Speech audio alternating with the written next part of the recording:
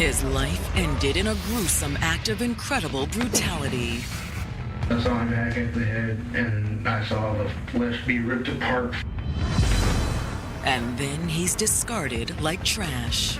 He thought that it was a bag of meat with the flies swarming around it.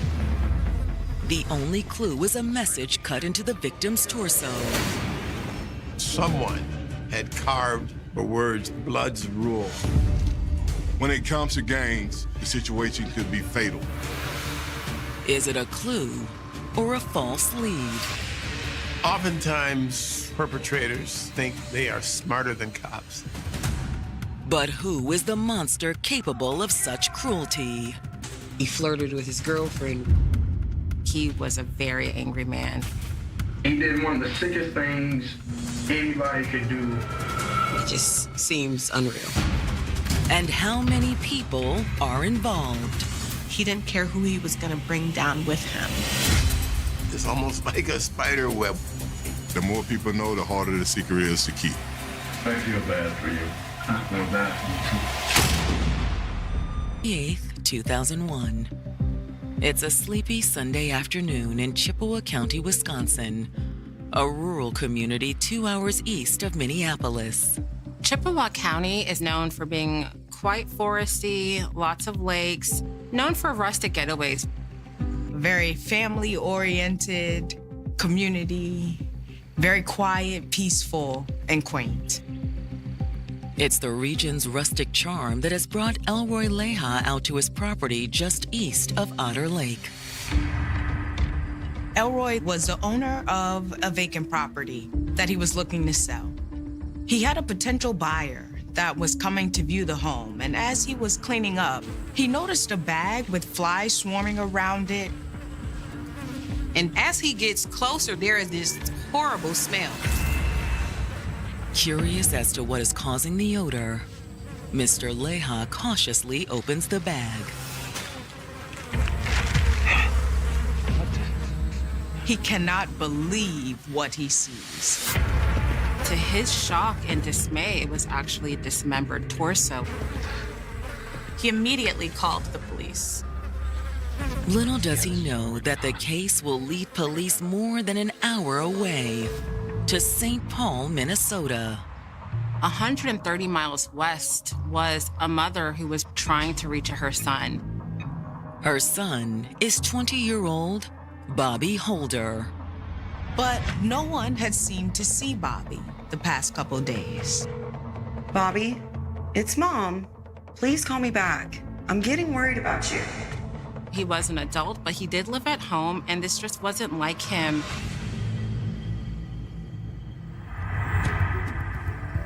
Bobby Holder had a simple life. He was a very easygoing person.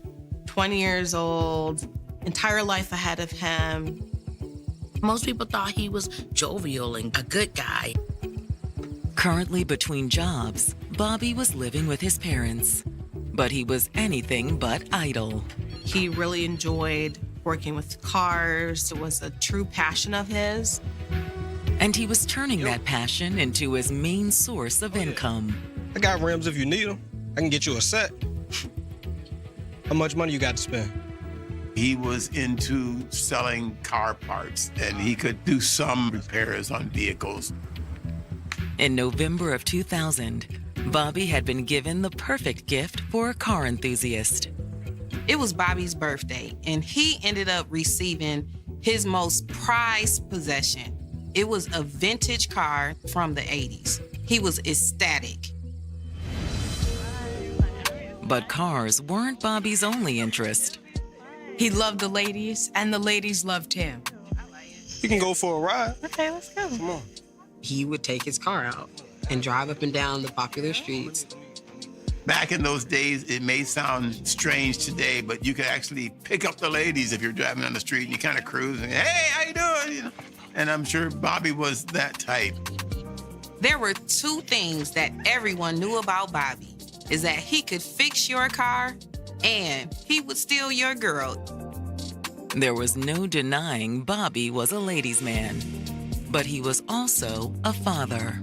He did have a young baby with someone.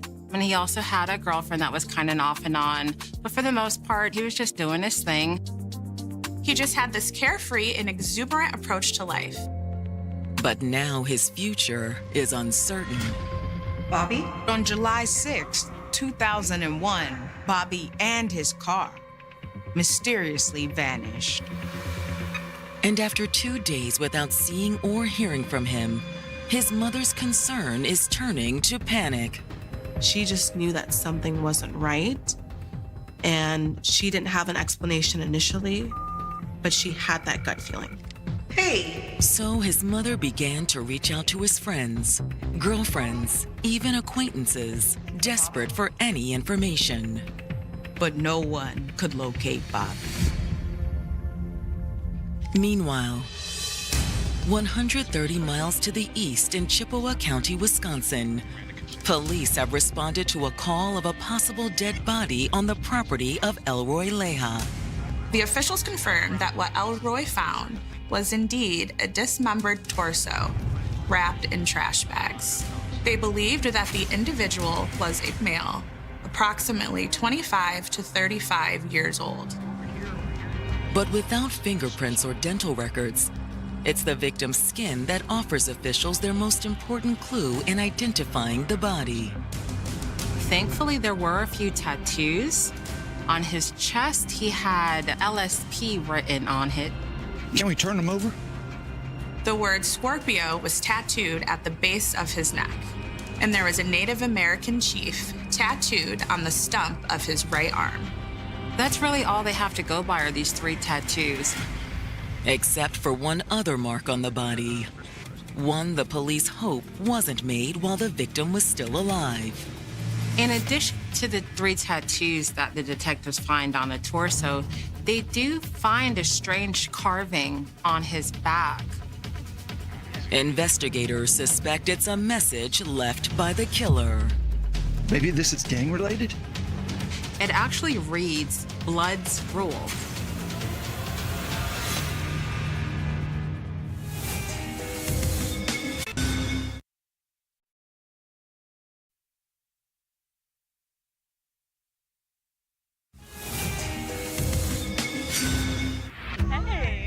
In 2001, 20-year-old Bobby Holder was enjoying a carefree summer in St. Paul, Minnesota.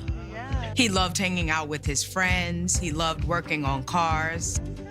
He was a ladies' man. He'd see a nice-looking lady walking down the street, he would talk to her, and he wasn't shy about that. But now, Bobby has been missing for several days. Bobby still hadn't come home, and his mom was really worried at this point. Bobby's mom made every effort and then some to find out where he might be. But no one has any information until she gets a call from one of Bobby's friends, Phil Hamilton. Bobby liked to work on cars, and he would sometimes buy and sell parts. He had a set of aftermarket wheel rims, the kind that people would use to customize their cars. Phil Hamilton told Bobby's mom that he remembered Bobby was trying to sell his rims to a guy named Darnell. Bobby and Darnell Smith had agreed on a price. And sometime later, Bobby told him he and their other friend Mo were going to meet up with Darnell on Lake Street in Minneapolis. Well, what's that got to do with where he's at now? He said that Darnell might have some more information. But Phil mentioned to Bobby's mother that she should tread lightly because he had just gotten out of prison. Determined to speak to Darnell, Bobby's mother reaches out to her son's cell phone provider. She was able to access the phone records, and she was able to narrow down a few phone numbers that she didn't know and start calling around. Eventually, she finds what she's been looking for. She calls a number listed on the log that turns out to be Darnell. She confirms that he is the Darnell that Bobby sold the rims to. I arranged the sale, but I didn't meet up with him. My girl picked him up. Okay. He hadn't heard or talked to him since. With Darnell a dead end and her son still missing, Bobby's mother files a missing persons report on July 10th with the St. Paul police. When Bobby's mom is talking to the police, she's giving them all the information, his height, his weight, and that he has some pretty distinct tattoos.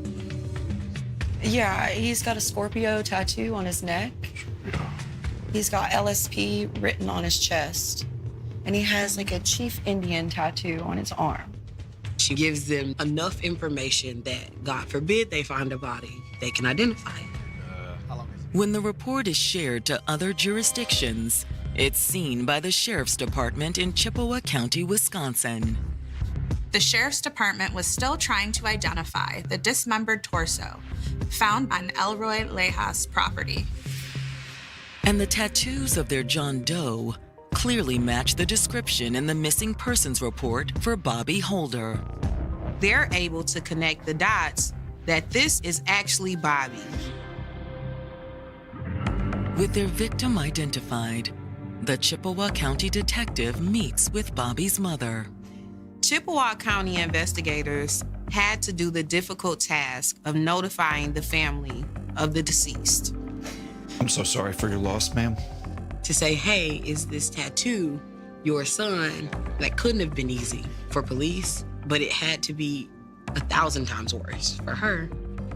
They have his body parts in a bag 100 miles to the east of where she lives. You can't even imagine how devastating, how crushing that would be.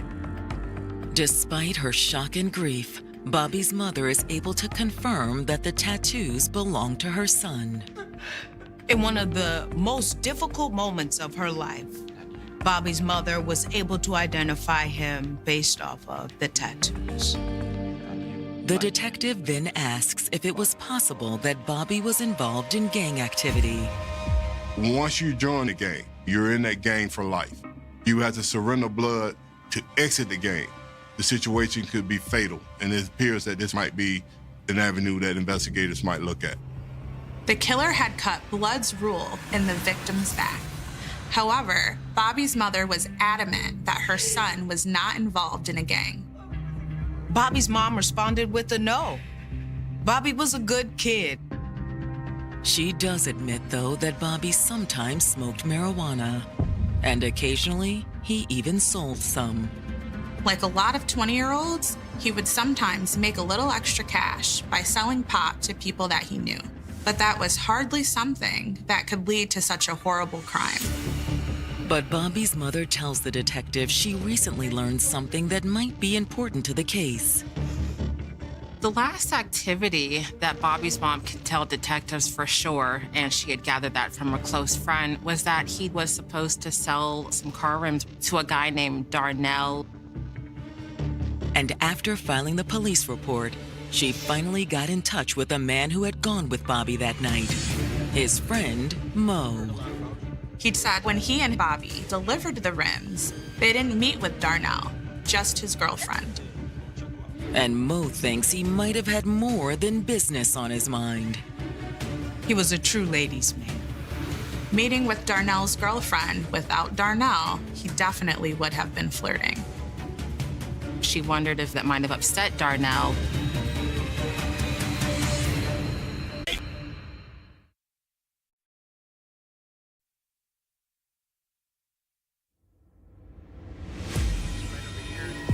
The dismembered torso of Bobby Holder has been found dumped in Chippewa County, Wisconsin. And his mother has told police that shortly before he disappeared, he may have been flirting with another man's girlfriend. Knowing her son being the flirty ladies' man, she's not sure, but she wouldn't put it past him. Bobby had sold a set of wheel rims to a man named Darnell Smith. But when he and his friend Mo delivered the rims, they didn't meet with Darnell, just his girlfriend. And Mo had told Bobby's mother that this meeting may have sparked the motive behind Bobby's disappearance. Detectives now want to speak to Mo. They want to figure out what went down during that transaction. But before police can track down Mo, Bobby's car is found. One of Bobby's friends spotted his car in a parking lot about 40 miles east of St. Paul in Baldwin, Wisconsin, and called his mother. After Bobby's parents retrieve their son's car, an investigator tracks down Mo Jones. Bobby and Mo had met in summer school, known each other about 4 years. When asked about the night Bobby sold the rims to Darnell, Mo said it all started when they were hanging out at another friend's house. While hanging out with his friends, Bobby did step away to take a phone call. When he came back, he told Mo that somebody wanted to buy his rims. He was excited, but a little hesitant because of who wanted to buy the rims. He said it was Darnell. That's Darnell Smith. Yeah, they call him Tequila, like a street name. Okay. Bobby knew he had just gotten out of jail, and he was a little nervous because he had a reputation. Still, a meeting was arranged, but with Darnell's girlfriend Tina instead of Darnell. On the way to the meeting, Bobby gave Mo the impression that he was interested in more than just selling the rims. Hey, you know Darnell's girl? Nope. Man, she is something special. Bobby's ladies' man self is just telling Mo like she's pretty cute. She surely piqued his interest. At the meetup, things went smoothly. At first, Hey, you Bobby? Yeah, that's me. Nice to meet you. You too. Heard a lot about you. Oh, what'd you hear? Nothing but good things. but as they were talking, Tina got a call from Darnell. Darnell called to make sure she inspected the rims to make sure nothing was wrong with them. And Bobby didn't like that. When Bobby heard this, he got offended. Let me talk to him. Yeah, let's talk to you. Bobby got on the phone to talk directly to Darnell. What you think, I'm trying to play you? Come on, man. You're not gonna find any rims like this. Not for no $800. It's not even a scratch on them. Apparently, Darnell thought the price included installation. Look, that's not what we agreed on. So what happened? Bobby said he'd do it, but he didn't have the right tools on him. He's telling Mo how he needs to go pick up a few materials because he is going to install the rims. Even though this was a week before Bobby disappeared, the detective suspects there's a connection. So police, they start to look into Darnell. He does have a criminal history, and it's extensive. He was a registered sex offender for assaulting a 12-year-old, and he had just got out of jail. Darnell's probation officer is able to shed more light on what the arrest record suggests. The detective speaks to Darnell's parole officer, and they find out a lot of information about him, especially about his emotional intelligence. Darnell is a very self-centered person, and he really only cared about himself. Darnell was known to have an incredibly violent streak. He was known to have a very short temper. He's prone to lashing out, temper tantrums when he doesn't have his way. Does that mean Darnell is capable of murder? Detectives feel like even though they did have that heated exchange over the phone about price and installation, was that really enough of a motive to kill and dismember this man like that? But their doubts are dispelled when the probation officer mentions Darnell's girlfriend. Crime novelists often talk about that aha moment that police get. You go, whoa, what do I have here? The parole officer tells detectives that Darnell's girlfriend's name is Tina Leha. Tina's last name was the same last name as the man who discovered Bobby's remains. What are the chances that the two aren't connected?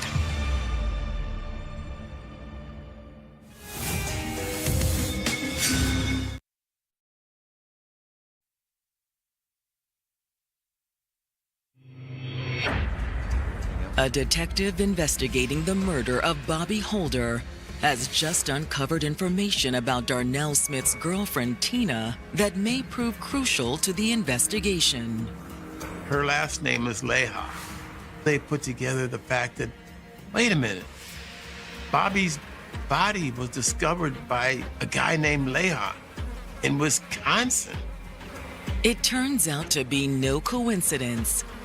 Elroy Leja is Tina's father. Does this prove that she was involved in Bobby's murder? And was Darnell? He was recently released from prison for sexually assaulting a 12-year-old girl. Darnell was known to have an incredibly violent streak. He was known to have a very short temper. He was just a violent person. Looking for answers, the investigator takes a closer look at Tina Leja. Tina was this all-American student that people looked up to. She was a girl that had big dreams. One of her dreams was a career where she could help others. She went to college to become a social worker. She wanted to help and give back to the Native American community. Unfortunately, her dream was derailed by financial problems. Tina left college and had to get a job. She took the first opportunity that presented itself, and she became a corrections officer at Stillwater Correctional Facility. But then Tina crossed a line. Shortly after Tina was hired as a corrections officer, she met Darnell Smith. And as a correction officer and he as a prisoner, they started a very taboo relationship. I bet you look fine underneath that uniform. They're with each other for 8 hours or 12 hours a day. They get closer and closer. Before you know it, you have a relationship. The relationship led to her doing things that she normally wouldn't have done. Tina started smuggling in drugs and other contraband, even nude photos of herself for Darnell. Eventually, the nude photos came to the attention of other prison employees. Darnell had been showing them to other inmates, even letting them borrow the photos. After an official investigation into her conduct, Tina was fired. But that wasn't the end of their relationship. She then got herself placed on his visitors list to go see him at the jail that she once worked at. It's like, at this point, I've already lost my job. So I might as well stay, because what else? Everybody in the community already knows. Police are almost certain Darnell and Tina are connected to Bobby's murder. But they're still lacking hard evidence that ties them to the crime. Everything they have is completely circumstantial. Detectives are kind of at a loss until they receive a phone call. The caller is Darnell's younger brother, Ramon Smith. Now they have a new person, Ramon, who might just add another layer of information to the investigation. And he agrees to come in for an interview. Ramon is pretty transparent with the police. He knows about what happened to Bobby. Ramon tells the investigators that on July 5th, Darnell comes to him asking him to fight Bobby with him and their brother Shaka. Did you do it? No, sir. No way. I did not want to be a part of that. The next day, when Ramon asked Darnell what ended up happening with Bobby, Darnell told him that Bobby had never shown up. But Ramon suspects Darnell was lying. A few days go by after that original conversation. He notices that his brothers and Darnell's girlfriend, Tina, all seem really strange and jumpy. Ramon knew something wasn't right. His suspicions were confirmed a few days later, when Darnell asked him to come over to his house. While they were sitting on the steps, Darnell tells Ramon what really happened. He tells him that he had Tina call Bobby over to the apartment. Get him over here now. Come on. Darnell said he had it, and he was going to make sure that Bobby never flirted with his girlfriend again. Tina told Bobby that Darnell would not be home. Would you want to come over tonight? No, he won't be here for hours. But Tina wasn't alone at the house. Darnell was there with his brother Shaka, waiting for Bobby to come over. Darnell beats him senseless. Darnell and Shaka not only beat him up, but they killed him.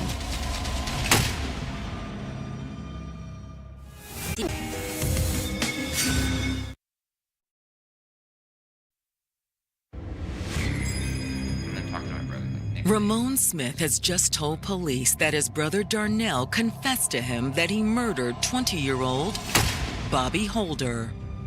He's taken aback that his brother really was involved.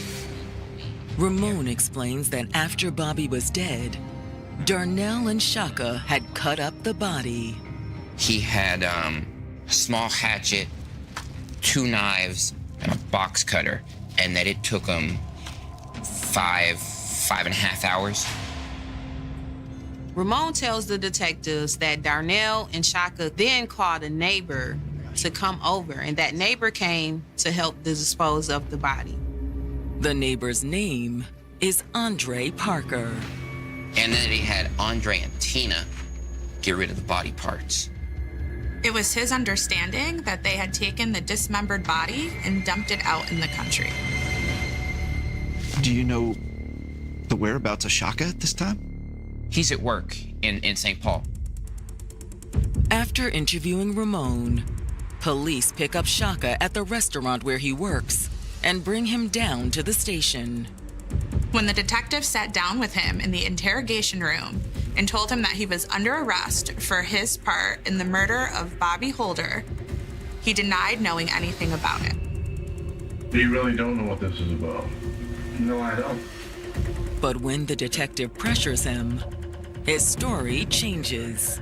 It's not long before he just folds and confesses everything. My brother, Tequila, and I were Shaka were in the kitchen, and Bobby had came in. And so we're all in the house. So it's you, Darnell, and Tina in the house. Right.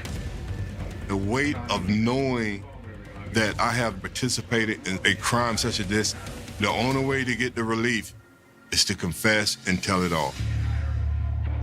Shaka admits that Darnell killed Bobby. Shaka tells detectives that his main motive was that Bobby was trying to get with his girl. He said, but see, he's been calling my girlfriend trying to get her. I'm like, what do you mean? He's like trying to go out with. Someone liked his girlfriend and he didn't like it, and he took matters into his own hands. Shaka thought Darnell was just going to give Bobby a beatdown. According to Shaka, Darnell got Tina to arrange for Bobby to come over to see her. He liked her, so she knew that he would probably take her up on that offer of coming over. She was bait, I would say. Shaka tells detectives Darnell has everything orchestrated. He has Shaka be the lookout when Bobby arrives to make sure he arrives alone. He said, Shaka, I want you to go out and look out and see if anybody's home. If there's any one of his homeboys, whatever. I was like, okay, whatever. And so, as soon as I did that, I came back and I was like, nobody's there. After getting the all clear from Shaka, Darnell sets his plan in motion. Darnell begins to attack him with a heavy flashlight and is bludgeoning him over and over again. Bobby is pleading with him. He's asking him to stop. He's confused. He's scared. He's not understanding why this is going on. He's apologizing for anything he may have done. Come on now, please. Yeah, what's up now? Ladies, man. He then brandishes a gun. Darnell, please, man, why you doing this, man? You know why you here. Then Darnell pulled the trigger. I was standing there. I got hit with blood, and I backed up, started flipping out, moving back and forth. Like I kept saying, I can't take this. I can't take this. But Bobby was still alive. At this point, Bobby is begging for his life. He said, I'm having trouble breathing. He said, let me get up and take myself to the hospital. When he said that, my brother said, no, you ain't doing that because then you're going to go to the cops. Shaka said that Darnell then fired a second shot, killing Bobby. The blood was like all over the floor. And he's like, Shaka, help me clean this up. I was like, I'm not helping you clean this up, I'm sorry. But Shaka admits he didn't leave. You don't leave because you're kind of afraid of your brother. So Darnell dragged the body into the basement alone. Shaka told investigators that he eventually went down to the basement to see what Darnell was doing. Darnell had a small hatchet in his hand. He said, look at this, and he was decapitating Bobby's head from his shoulder. My stomach couldn't take it, so I threw up. He cuts off his arms, his legs. That level of violence and savagery is unimaginable. He did one of the sickest things anybody could do, was he shook the dude's hands like I ain't doing buddy, and then just threw it over the fire. All that was left to do was to get rid of the pieces. But Darnell had a plan for that, too. Is there anybody else who has knowledge of or was involved in this murder and dismemberment? There is one person that was involved. He wasn't really involved until like the last stages of it, but his name is Andre. After booking Shaka on murder charges, police arrest Andre Parker. Andre told the police basically everything that he knew. You have no problem talking about this murder, correct? Correct? No problem. No, I had nothing to do with that boy's death. I'm sure having the opportunity to finally confess was a relief for Andre. He had an opportunity to finally remove the guilt that was associated with being a part of this. Andre says that he'd stopped by for a visit when Darnell asked him to come down to the basement. He puts one hand on your shoulder. He said, I want to show you something. And what he showed him was horrifying. The dismembered body was already cut up and put in bags, and he needed someone else to help drive the cars and dispose the body parts. Andre felt trapped, like he had no way to say no to being involved. Who said that? Andre essentially admitted that him and Tina did the dirty work, disposing of the body while driving along the highway, getting rid of the different limbs. He said that Tina was the one who knew where they were going. He was just following directions. If they wanted more information, they needed to talk to Tina. And they need to do it soon. He told the detectives that they need to find Tina and find her fast. Because if Darnell could do this to Bobby, he knows that Tina's life might be in danger. She's in danger today. She meant that.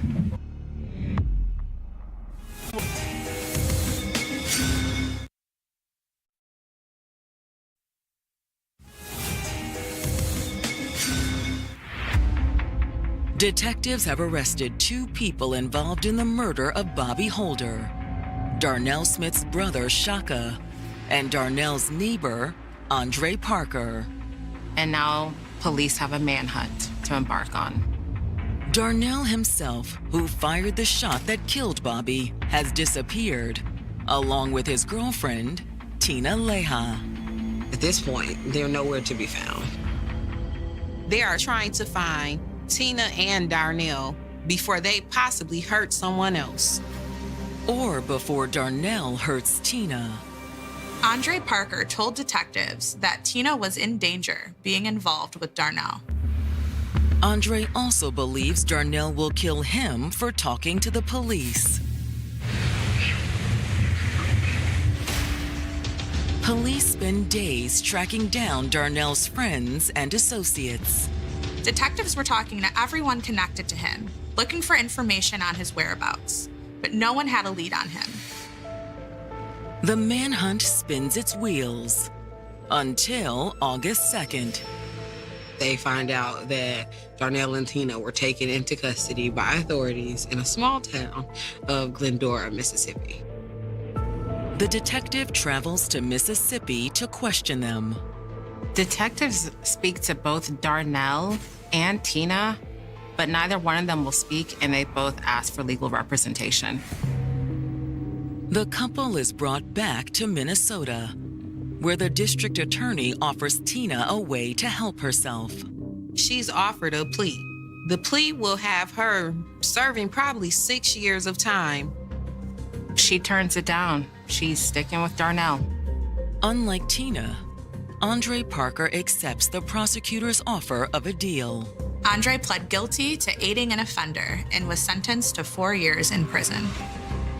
Darnell's brother Shaka also takes a plea deal. He takes a lesser sentence, but it's still 20 years for murder. There's really no telling why he kind of went along with what Darnell had asked him to do. Maybe he was afraid of him even though they're siblings. Anyone who would go to the extent of dismemberment of a body should be feared. Maybe he wanted to impress him. Maybe he didn't feel like he had a choice. Whether Tina Leha willingly chose to help Darnell is the main issue when she goes on trial in January of 2002. The prosecutor didn't claim that Tina knew Darnell Smith was going to murder Bobby Holder.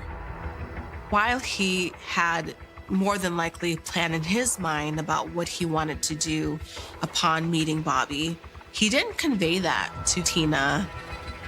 But the prosecution maintained she at least knew that Bobby was going to be assaulted.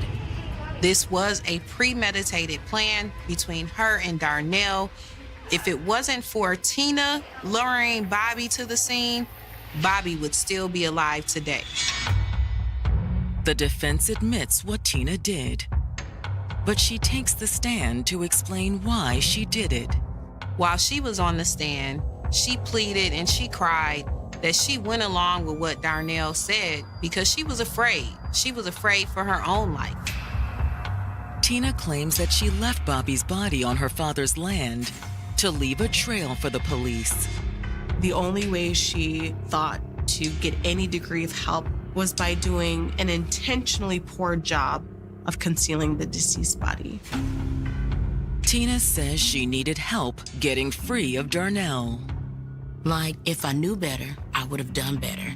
And now I know, and unfortunately it's too late.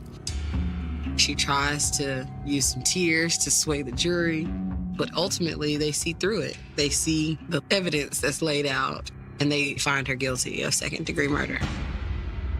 She's still awaiting sentencing when Darnell Smith goes on trial a month later.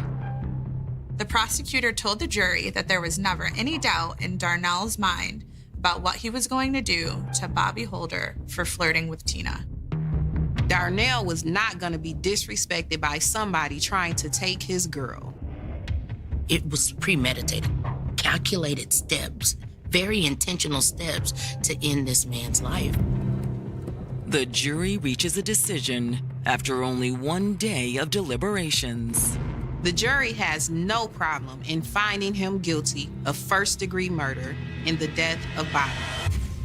He receives the maximum sentence possible. Darnell was sentenced to life without parole. It's justice for Bobby Holder and for all the other lives Darnell ruined.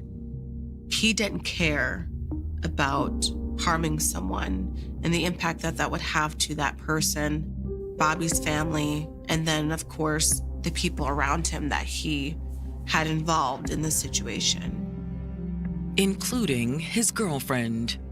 Tina is sentenced a few days later, and the judge sentenced her to 17 and a half years.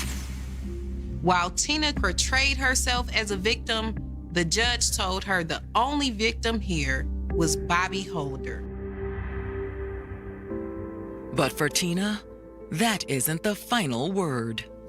Even after a person is convicted of a crime, they have an opportunity to appeal the verdict.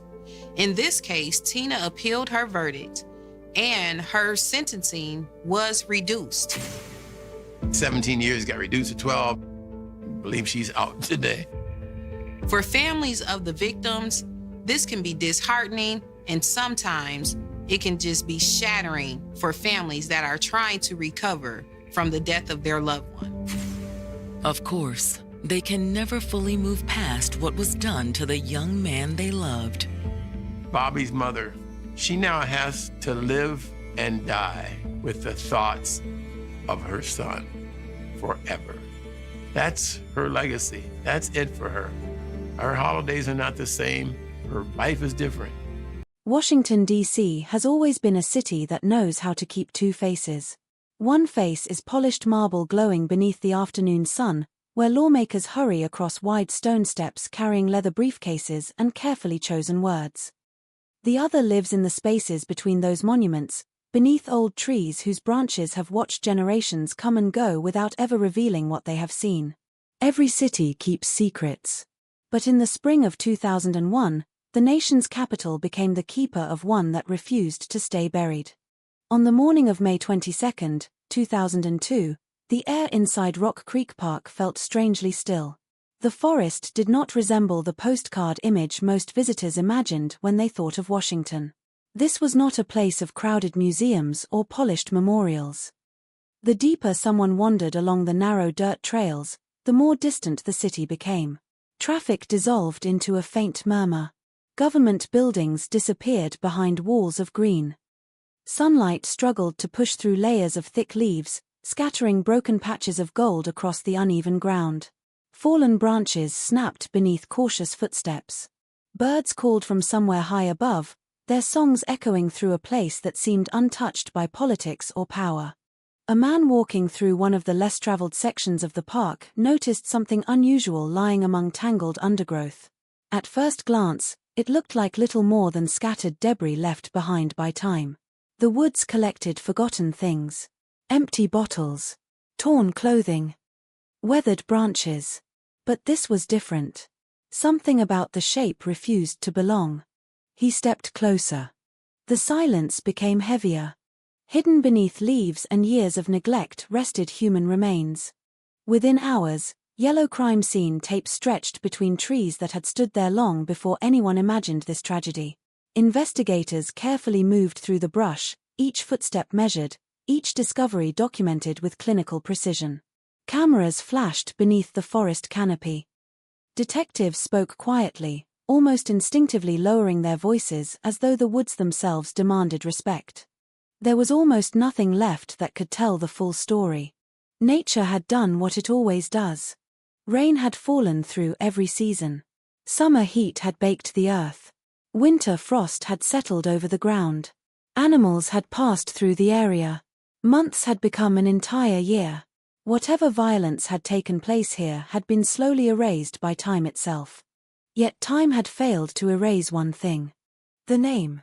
When investigators finally confirmed the identity of the remains, that single name raced across television screens, newspaper headlines, and radio broadcasts with astonishing speed. Chandra Levi. For nearly 12 months, America had wondered where she had gone. Now the question had become infinitely darker. Who had left her there? And why? Long before investigators began examining the hillside, another investigation had already unfolded across television studios instead of police headquarters. Millions of people believed they understood the case before a body had ever been found. Faces filled nightly news programs.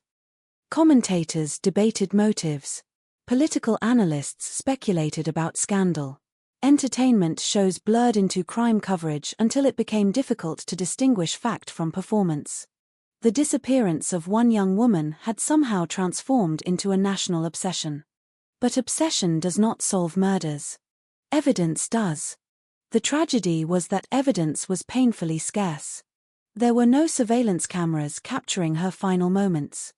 No eyewitness able to describe exactly what happened. No confession supported by physical proof. No clear cause of death. Only fragments. Fragments of a life. Fragments of a timeline. Fragments of assumptions that would eventually harden into public certainty long before detectives could separate truth from rumor. In hindsight, perhaps that was where the case truly began to unravel. Not in the forest. Not inside an apartment. Not inside a courtroom. But inside the minds of millions of strangers watching television every evening, trying to assemble pieces of a puzzle that even investigators could not yet solve. The story seemed almost impossible to believe because it contained every element that television producers could dream of. A young, intelligent intern chasing her ambitions in the nation's capital. A powerful congressman whose private life suddenly became public. Missing days that stretched into missing weeks. Endless speculation. Political pressure. Anonymous sources. Headlines that grew larger as confirmed facts became smaller. Reality slowly surrendered to narrative. Every evening another theory appeared. Every morning another rumor spread. Every interview raised more questions than answers. Some viewers became convinced they already knew the killer. Others believed there had been a massive cover-up reaching into the highest levels of government. Neither belief was supported by enough evidence. Yet certainty proved far more attractive than uncertainty. That pattern would haunt the investigation for years. The forest itself offered little comfort. Rock Creek Park covers thousands of acres, an enormous stretch of wilderness cutting directly through one of the most powerful cities in the world. Visitors often describe it as peaceful. Families walk its trails. Cyclists pass beneath towering trees. Runners escape the noise of downtown. Deer emerge quietly at dawn. It feels disconnected from Washington despite lying at its very heart. That peaceful reputation hides another reality. Dense woods provide isolation. Steep ravines conceal movement. Narrow trails disappear behind heavy vegetation. Someone entering certain areas can vanish from sight within moments. For investigators, searching terrain like this is an exhausting exercise in patience. Every fallen log demands attention. Every depression in the earth becomes a possibility. Every overlooked corner carries the weight of what might have been missed. When Chandra Levi disappeared in April of 2001, search teams had combed sections of the park. But parks this large rarely surrender their secrets easily. One missed hillside. One hidden ravine. One cluster of thick brush. Sometimes that is all it takes. The discovery answered the question that everyone feared most. She was no longer missing. She was dead. Yet that answer created countless others. How had she reached this isolated location? Did she come willingly? Had someone followed her? Was this where she died, or merely where someone left her? Months of exposure had stolen away the certainty investigators desperately needed. Bones cannot always tell the story that living witnesses can. The earth keeps its silence. As forensic teams worked carefully through the scene, every object mattered. A piece of clothing. A shoe. Personal belongings. Tiny details that might connect the final hours of a young woman's life to another human being.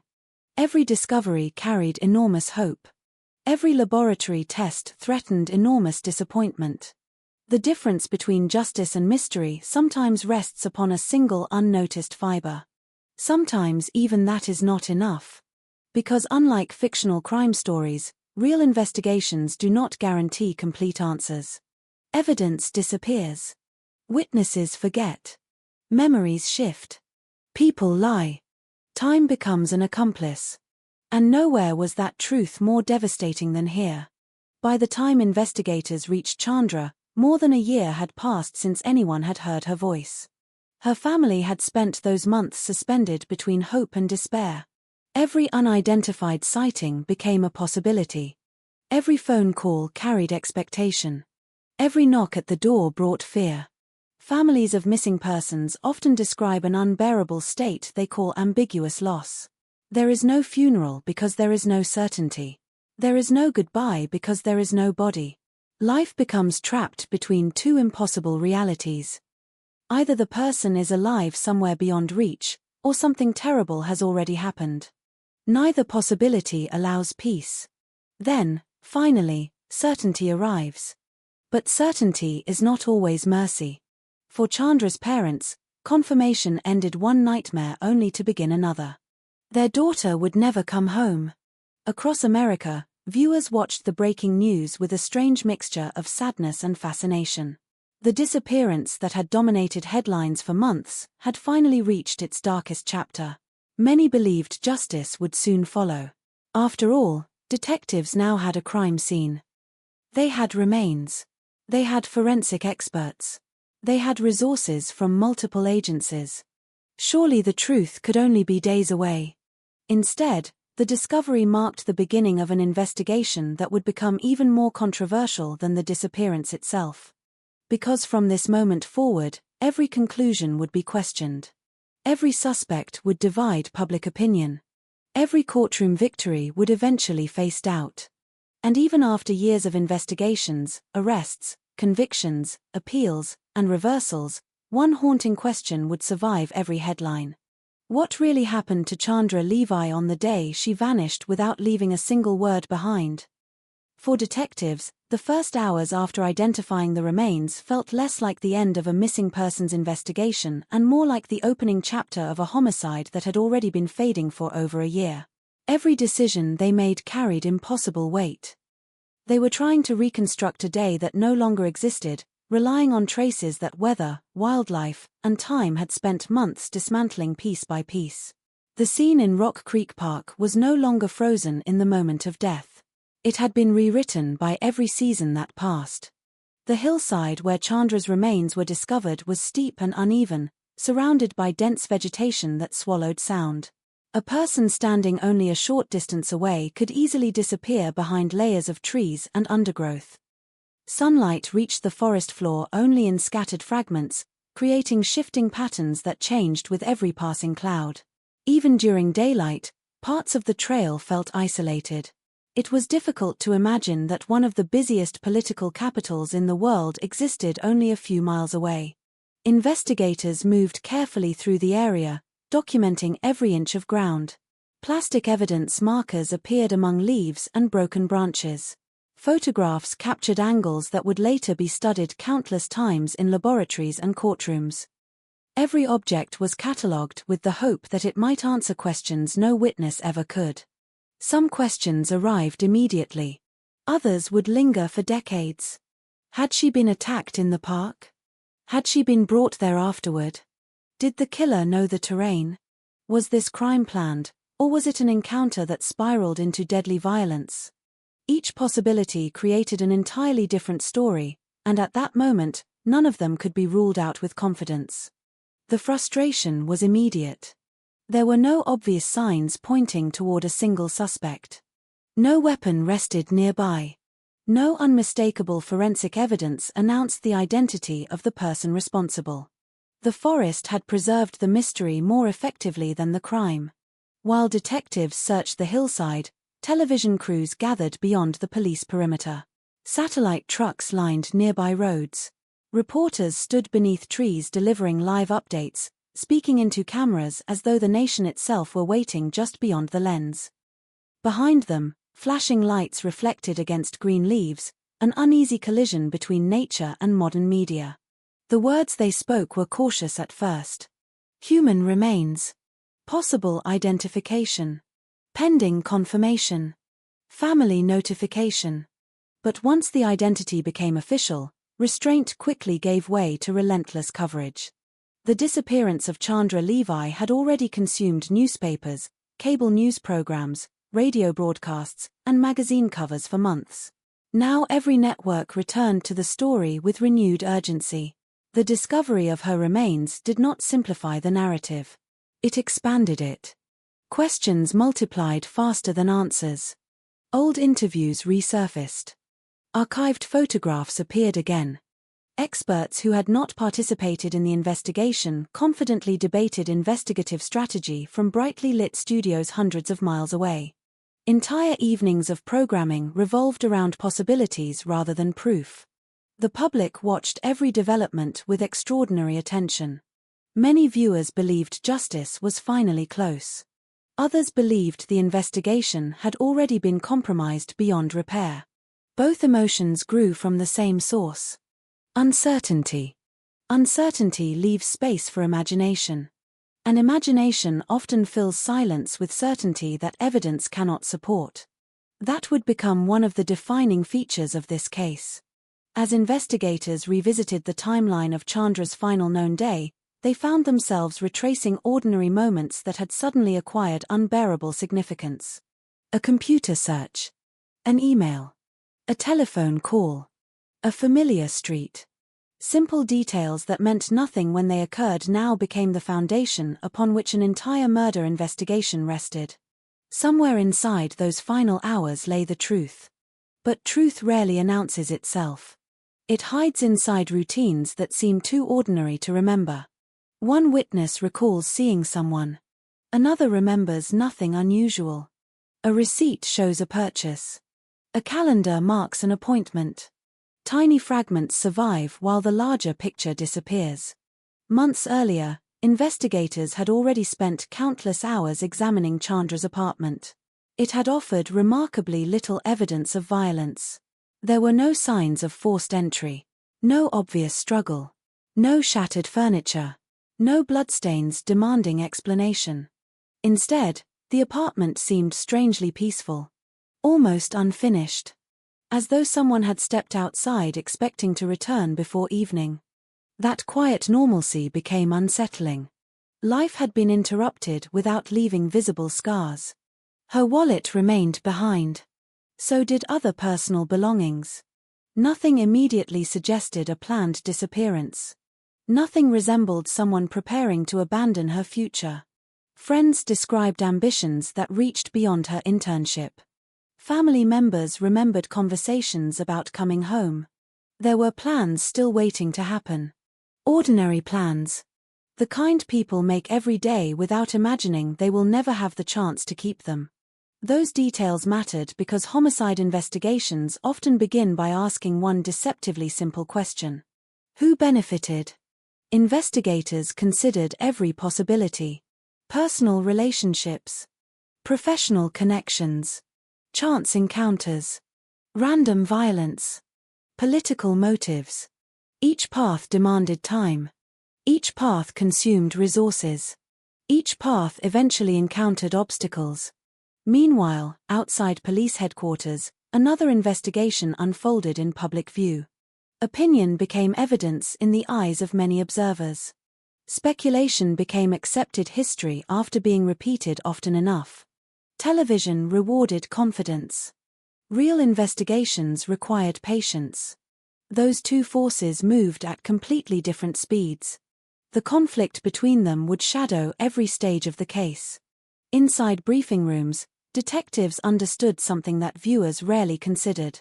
The most obvious suspect is not always the guilty one. Likewise, the least obvious suspect cannot be ignored simply because the story feels less dramatic. Real investigations demand discipline. They require investigators to follow facts even when those facts contradict public expectation. That discipline would be tested repeatedly. Because every new lead generated headlines before it generated proof. Every rumor demanded attention. Every anonymous source complicated the search for verified information. The pressure was immense. Political leaders wanted answers. Journalists wanted updates. The public wanted an arrest. Families wanted truth. Detectives needed evidence. Those priorities did not always align. Some nights, investigators remained inside offices long after midnight, walls covered with maps, timelines, and photographs. Whiteboards filled with dates and names gradually became crowded with arrows connecting people, places, and unanswered questions. One possibility replaced another. New information forced old assumptions to be abandoned. Progress came in inches rather than miles. Yet outside those rooms, many believed the case should already have been solved. That expectation ignored one painful reality. Murder investigations are rarely defeated by a lack of effort.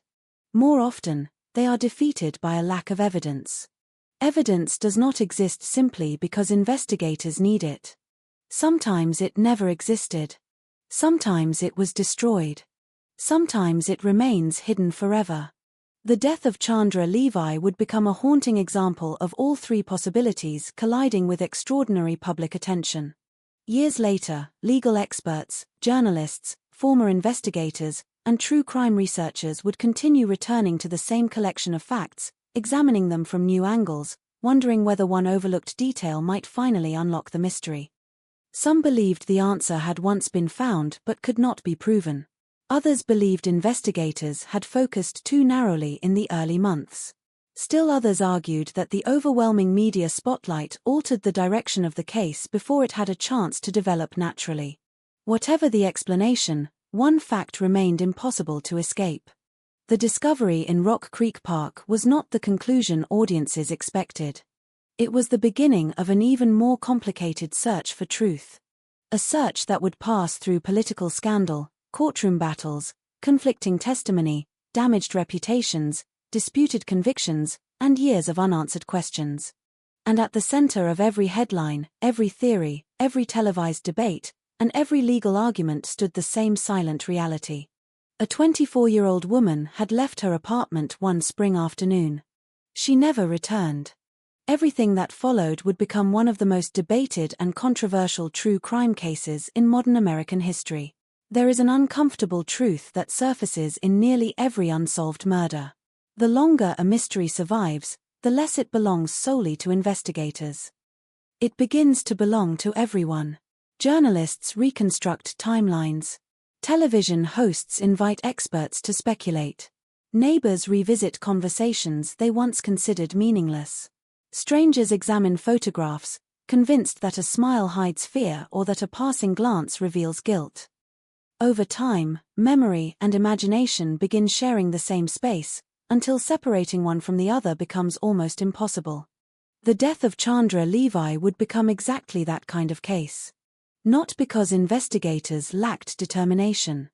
Not because her family stopped searching for answers. But because every answer that appeared was immediately challenged by another question. Even now, years after the headlines faded and the satellite trucks disappeared from the streets of Washington, the story remains unfinished. Court records exist. Police files fill boxes. Interviews have been conducted. Appeals have been argued. Careers have risen and fallen in the shadow of the investigation. Yet one simple question continues to outlive every legal proceeding.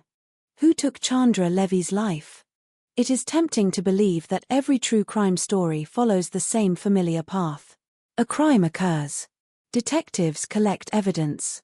A suspect is arrested. Justice is served. The audience closes the book with certainty, comforted by the idea that truth eventually defeats deception. Reality is rarely that generous. Sometimes evidence points in multiple directions. Sometimes witnesses remember events differently with each passing year. Sometimes a conviction is celebrated as the end of a nightmare, only to unravel under closer examination. And sometimes the person responsible is never identified with the level of certainty the law requires. That distinction matters. There is a profound difference between suspicion and proof. Between possibility and fact.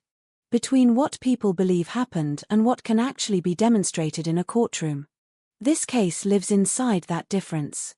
As we begin retracing the final chapter of Chandra's life, it is important to resist the temptation that surrounded the investigation from its earliest days, the temptation to race ahead of the evidence.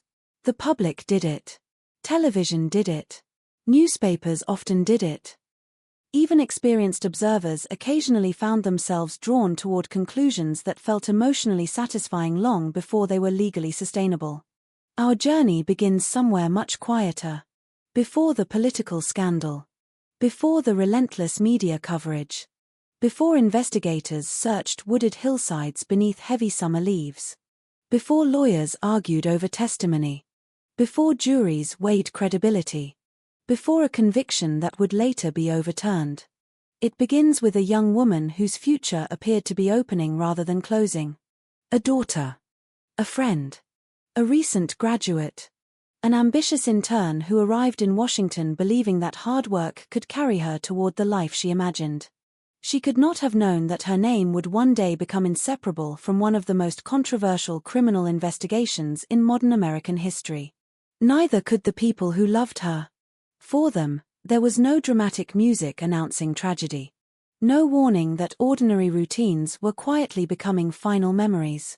There were only everyday conversations. Plans for the future. Phone calls that ended with promises to speak again soon. The ordinary rhythm of a life moving confidently forward. That is perhaps the cruelest aspect of violent crime. Its arrival is almost always ordinary. The calendar does not mark the day in advance. The morning feels no different. Coffee grows cold in familiar kitchens. Traffic moves through familiar streets. People smile at strangers without realizing they are only hours away from becoming part of someone else's nightmare. Every victim has one final ordinary day.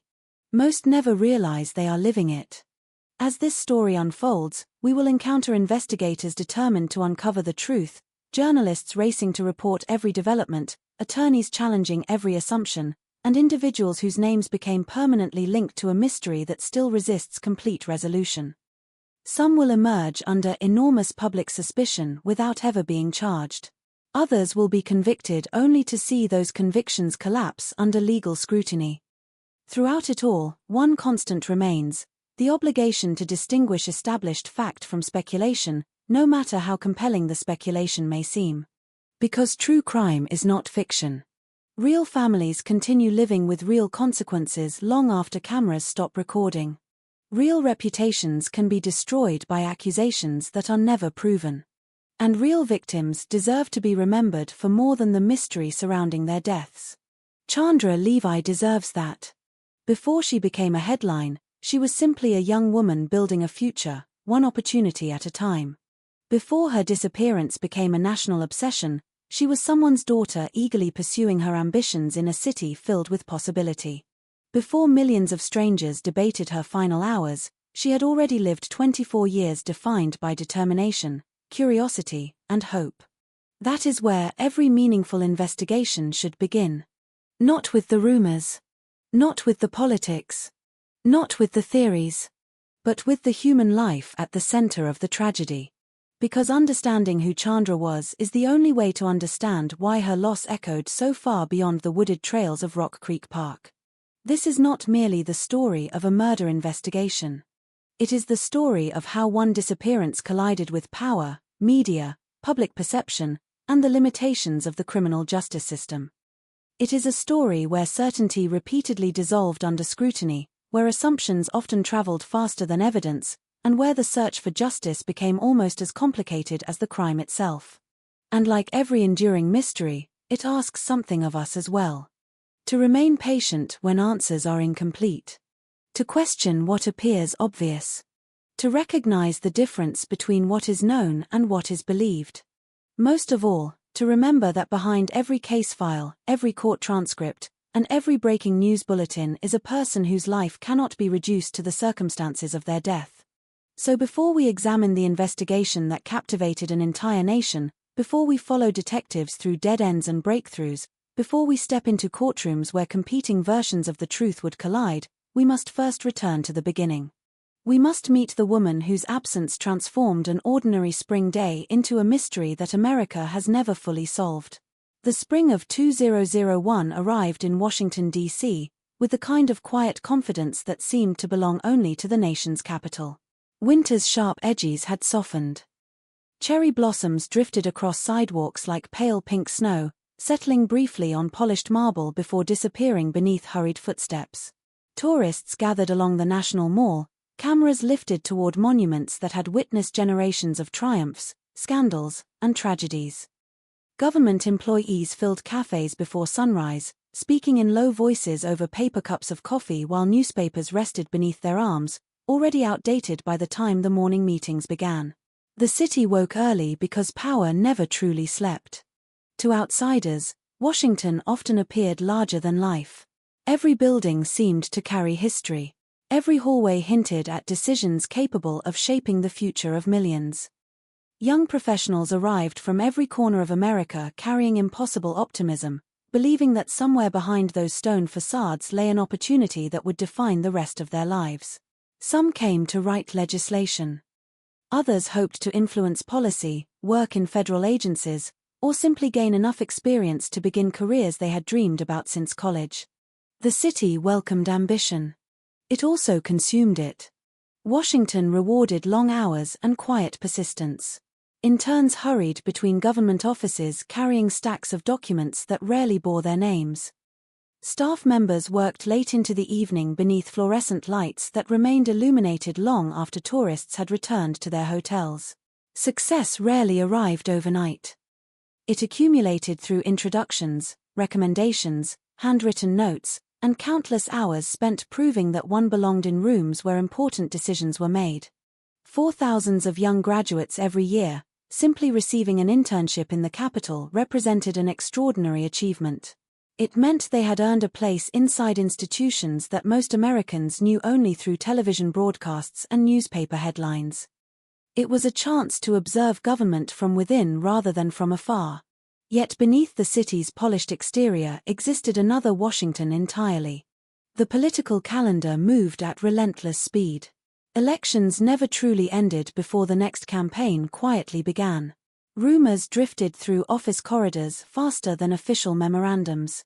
Careers rose on reputation and sometimes collapsed under a single headline. Public appearances projected confidence, while private conversations often revealed uncertainty. The distance between influence and vulnerability could be astonishingly short. No one understood that reality better than the journalists stationed throughout the city. Newsrooms buzzed from dawn until midnight. Producers monitored police scanners alongside congressional schedules. Editors balanced stories of international conflict with local crime reports. Political correspondents competed for exclusive interviews while investigative reporters searched relentlessly for hidden truths. Every unexpected event carried the possibility of becoming tomorrow's defining headline. In that environment, a missing persons case rarely remained just a missing persons case if politics entered the picture. What began as concern for one individual could quickly evolve into a national spectacle. But in the early weeks of 2001, no one had reason to imagine that one young intern would soon become the center of a story stretching far beyond the boundaries of ordinary criminal investigation. The city itself seemed indifferent. Morning traffic continued to crawl along Constitution Avenue. Metro trains arrived with mechanical precision. Lobbyists crossed intersections carrying briefcases filled with proposals. Joggers followed familiar routes before work, weaving through parks that offered brief escapes from concrete and bureaucracy. Office lights flickered on floor by floor as another day of negotiations, meetings, and policy debates quietly unfolded. Among those daily routines, thousands of faces blended into the rhythm of Washington. One more intern arriving for work attracted no attention. One more recent college graduate exploring museums after office hours seemed entirely unremarkable. One more young woman planning her future disappeared into the crowd. That anonymity, so comforting to many newcomers, would later become one of the investigation's greatest obstacles. Washington is a city where people constantly arrive and leave. Temporary assignments are common. Internships end. Congressional sessions conclude. Apartments are rented for only a few months before tenants move elsewhere. Friends promise to stay in touch before scattering across the country. Movement is expected. Because of that, absence can initially appear ordinary. Someone misses dinner. Someone postpones a phone call. Someone fails to answer an email. For a brief moment, none of it seems alarming. Life in Washington encourages unpredictability.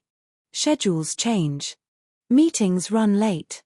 Professional opportunities appear without warning. The city teaches people not to worry too quickly. Sometimes that delay matters. Far from Capitol Hill, another landscape quietly existed beyond the attention of lawmakers and tourists. Rock Creek Park stretched through the heart of the Capitol like an ancient reminder that nature had occupied this land long before government buildings rose above it. Thousands of acres of woodland, winding trails, hidden ravines, and narrow streams created an environment unlike the carefully ordered streets surrounding the White House and Congress. Entering the park often felt like stepping into another world. Traffic faded behind walls of trees. The air grew cooler beneath thick branches. Birdsong replaced sirens. The scent of damp earth lingered beneath every step.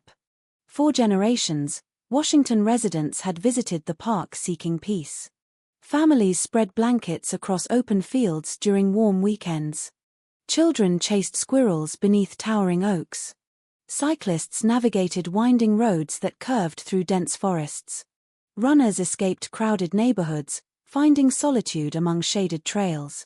Photographers arrived at sunrise hoping to capture mist rising above quiet streams. To many, Rock Creek Park represented refuge. A place where politics temporarily disappeared. Yet wilderness possesses an indifference that cities often disguise. Trails become confusing after dark. Dense vegetation conceals movement. Steep slopes limit visibility. The same isolation that offers tranquility can also provide opportunity to those seeking secrecy. Most visitors never considered that possibility. They arrived expecting calm. The park almost always delivered exactly that. Its peaceful reputation was well deserved, which made what would eventually be discovered there all the more disturbing. Still, none of those future events had yet occurred. The spring of 2001 remained full of possibility. Washington celebrated another season of beginnings. College graduates packed moving trucks. Parents hugged sons and daughters before watching them leave for internships across the country. Apartment buildings welcomed tenants carrying boxes labeled with careful handwriting. Coffee shops learned new customers' names. Business cards changed hands. Professional dreams felt suddenly tangible. For many young people, the capital represented not simply a destination but a promise. Work hard enough. Stay long enough. Meet the right people. Opportunity will follow. It was the kind of promise capable of convincing someone to leave familiar streets behind in exchange for uncertainty. That promise had inspired countless careers. It had also drawn one young woman named Chandra Levi to Washington. She was hardly unique in making that journey. Thousands had done the same before her. Thousands would continue after. What made her story unforgettable was not the decision to come. It was the fact that she never completed the journey she believed she was beginning. Years later, investigators, reporters, and legal experts would revisit maps of Washington countless times. Streets would be measured. Walking distances calculated. Timelines reconstructed down to individual minutes whenever possible. Ordinary intersections would acquire extraordinary significance simply because they appeared somewhere along the final known movements of a young woman whose disappearance would capture international attention. But maps reveal only geography. They cannot explain atmosphere. They cannot capture the optimism that accompanies a new opportunity. Nor can they reveal how quickly ordinary places can become scenes of extraordinary loss. Before the headlines, Washington was simply a city welcoming another ambitious young graduate. Before the investigation, Rock Creek Park was simply another beautiful destination where residents escaped the pressures of urban life. Before speculation consumed television screens across America, the capital remained what it had always been, a city balancing history, ambition, influence, and countless untold personal stories unfolding simultaneously behind office doors and apartment windows. One of those stories belonged to Chandra Levi. At first glance, it seemed destined to become another familiar tale of determination, education, and professional promise. Friends and family believed they understood the direction her life was taking. She had worked hard to reach this point, and every step appeared to be leading toward an even brighter future. No one could have imagined that the city she entered with such optimism would eventually become the backdrop for one of America's most debated and enduring unsolved homicide cases. The Washington she saw was a place of opportunity. The Washington investigators would later encounter was a maze of unanswered questions, public scrutiny, and a mystery that refused to yield a simple explanation. The distance between those two versions of the same city was measured not in miles, but in a single spring afternoon that changed everything. If someone had stood outside Chandra Levi's apartment building during those final weeks of April 2001, nothing about the neighborhood would have suggested that history was quietly unfolding. The sidewalks carried their usual rhythm. Delivery trucks stopped briefly before disappearing into traffic. Office workers hurried toward metro stations with coffee balanced in one hand and folders tucked beneath the other.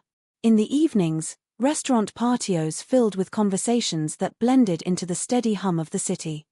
It was the kind of neighborhood where people often knew each other's faces without ever learning each other's names. Washington has always been a city of temporary residents. Interns arrive for a season. Political staff rotate with every election. Government employees accept short-term assignments before moving elsewhere. Neighbors come and go so frequently that departures rarely attract attention. An apartment goes dark for a few days, and most people assume its occupant is traveling or working unusually long hours. Life continues with remarkable indifference because the city itself is always in motion. That constant movement shaped the atmosphere surrounding the spring of 2001. The internet was beginning to weave itself into everyday life, but it had not yet become the all-seeing archive people know today. Smartphones did not record every walk, every meal, or every spontaneous decision.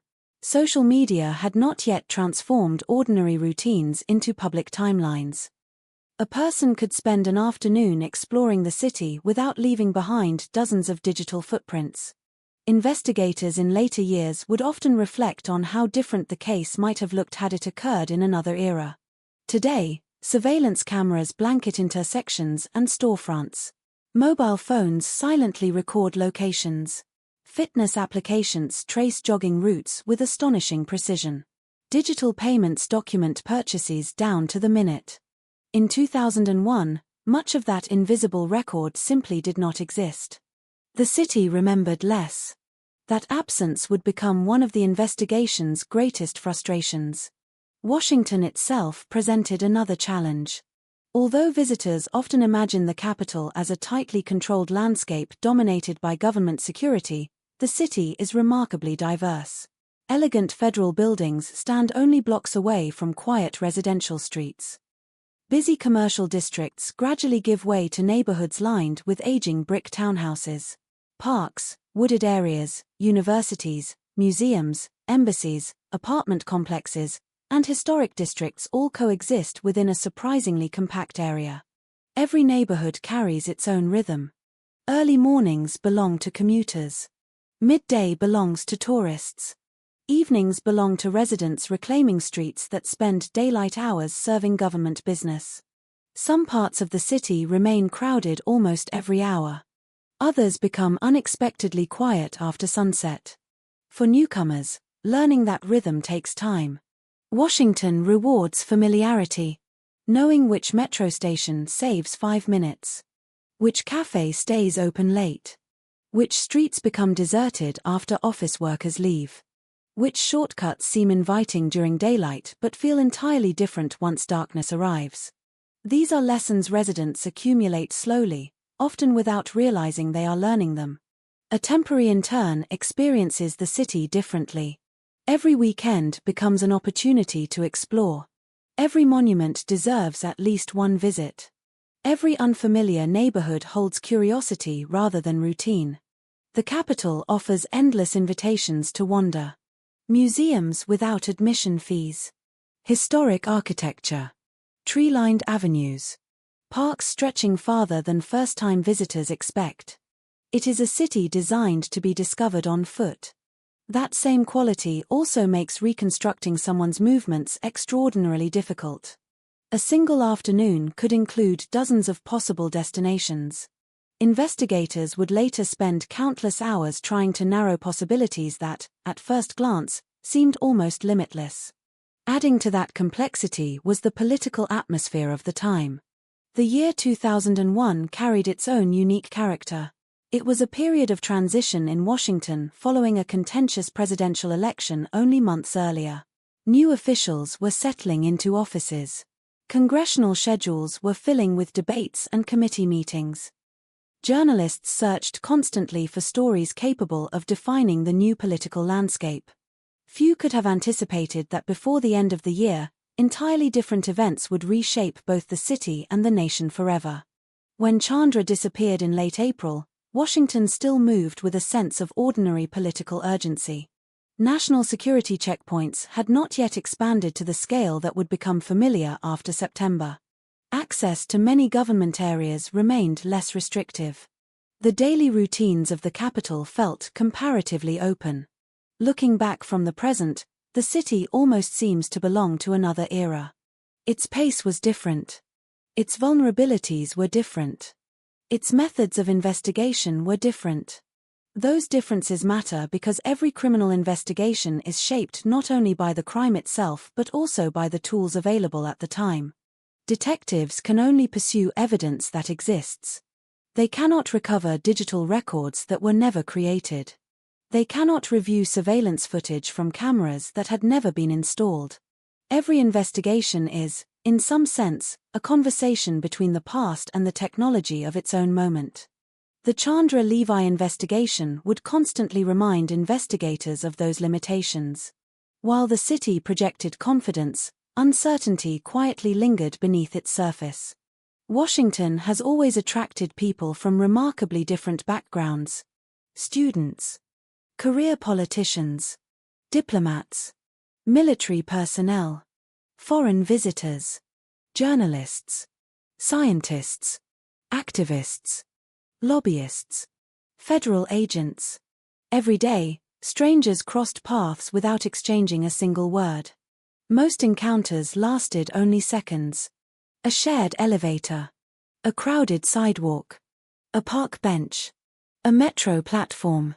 Each person carried private ambitions, private worries, and private destinations invisible to everyone around them. It is one of the paradoxes of large cities. People can feel anonymous while standing only inches apart. That anonymity creates freedom. It also creates vulnerability.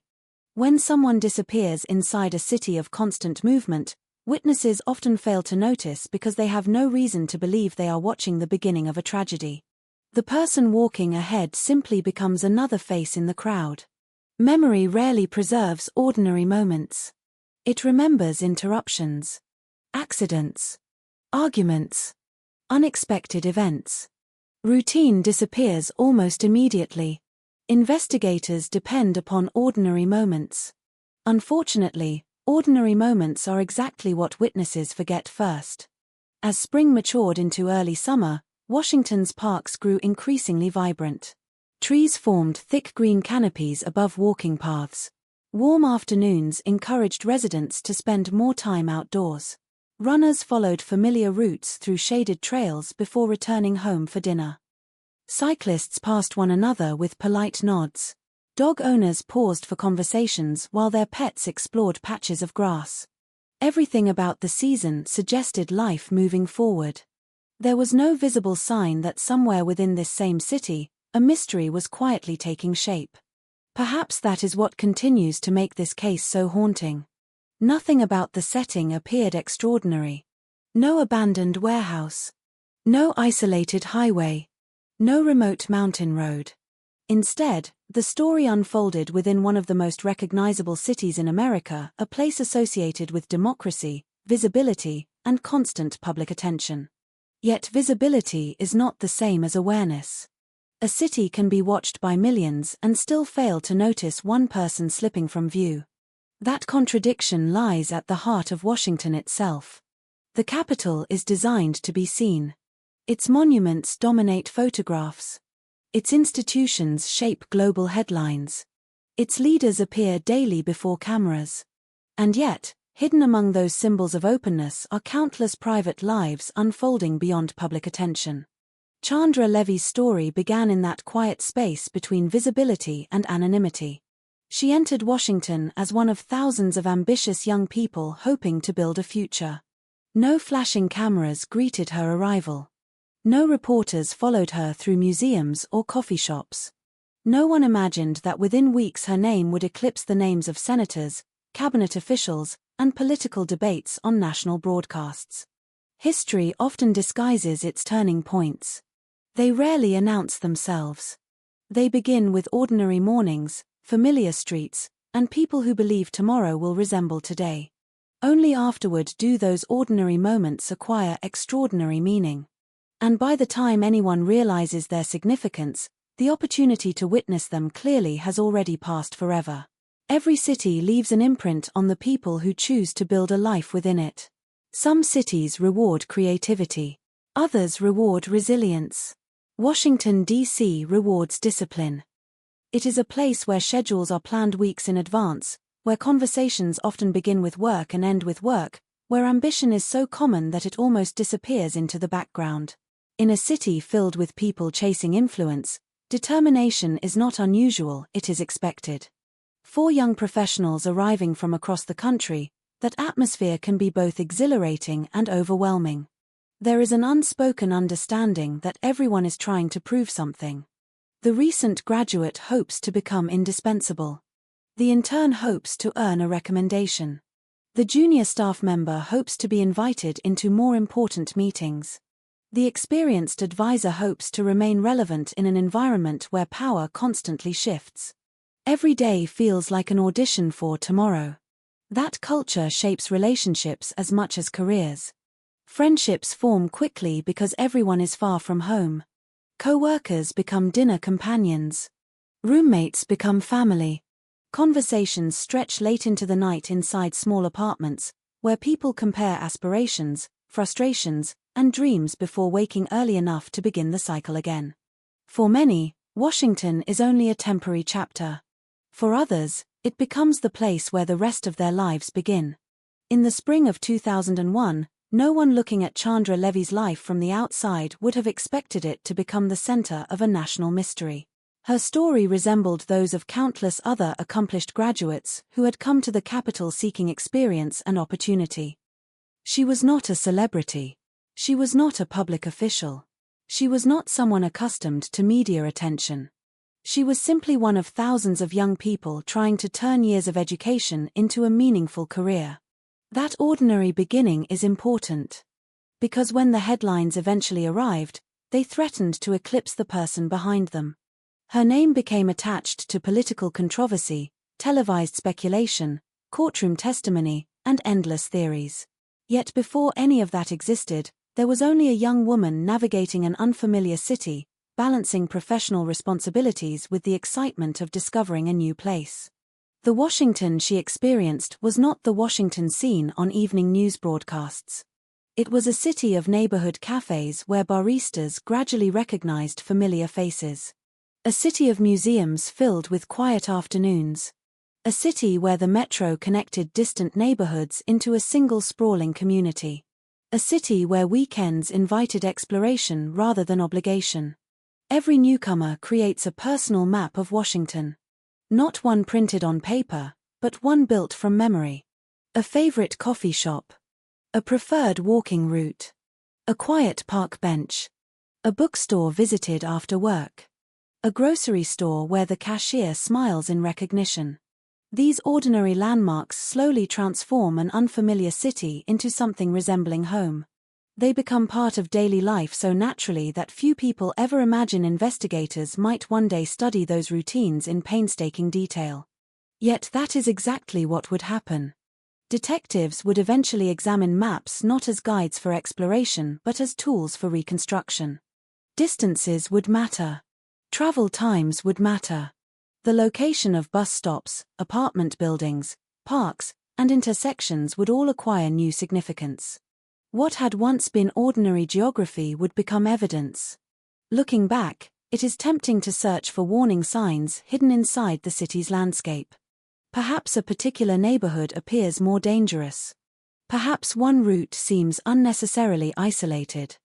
Perhaps one decision feels tragically unfortunate. But hindsight possesses an advantage that real life never offers. People make decisions based on the information available in the moment. Not on knowledge they will only gain afterward. That truth deserves remembering throughout this story. The investigation would later produce countless theories about where Chandra went, whom she encountered, and how events unfolded. Some theories appeared plausible. Others eventually collapsed under scrutiny. Many were shaped by information that simply did not exist when the choices themselves were made. It is easy to imagine safer paths once the ending is known. Far more difficult to recognize danger while living through an ordinary afternoon. Washington itself continued moving without interruption. Congressional hearings filled committee rooms. School groups wandered through the Smithsonian museums. Tour buses circled the monuments. Street musicians performed for passing crowds. Office windows reflected the warm light of late afternoon as workers prepared for another evening commute. The city had no reason to pause. It could not know that one life was approaching a moment from which there would be no return. Large cities possess a remarkable indifference. Not out of cruelty. Out of necessity. Millions of individual stories unfold simultaneously. A celebration begins while another family receives devastating news. A child is born while someone else takes a final breath. A promotion is earned while another career quietly ends. Joy and tragedy occupy neighboring streets without ever meeting. Washington was no different. Somewhere across the city, people laughed over dinner reservations. Some planned vacations. Others attended concerts or baseball games. Parents tucked children into bed. Students prepared for final exams.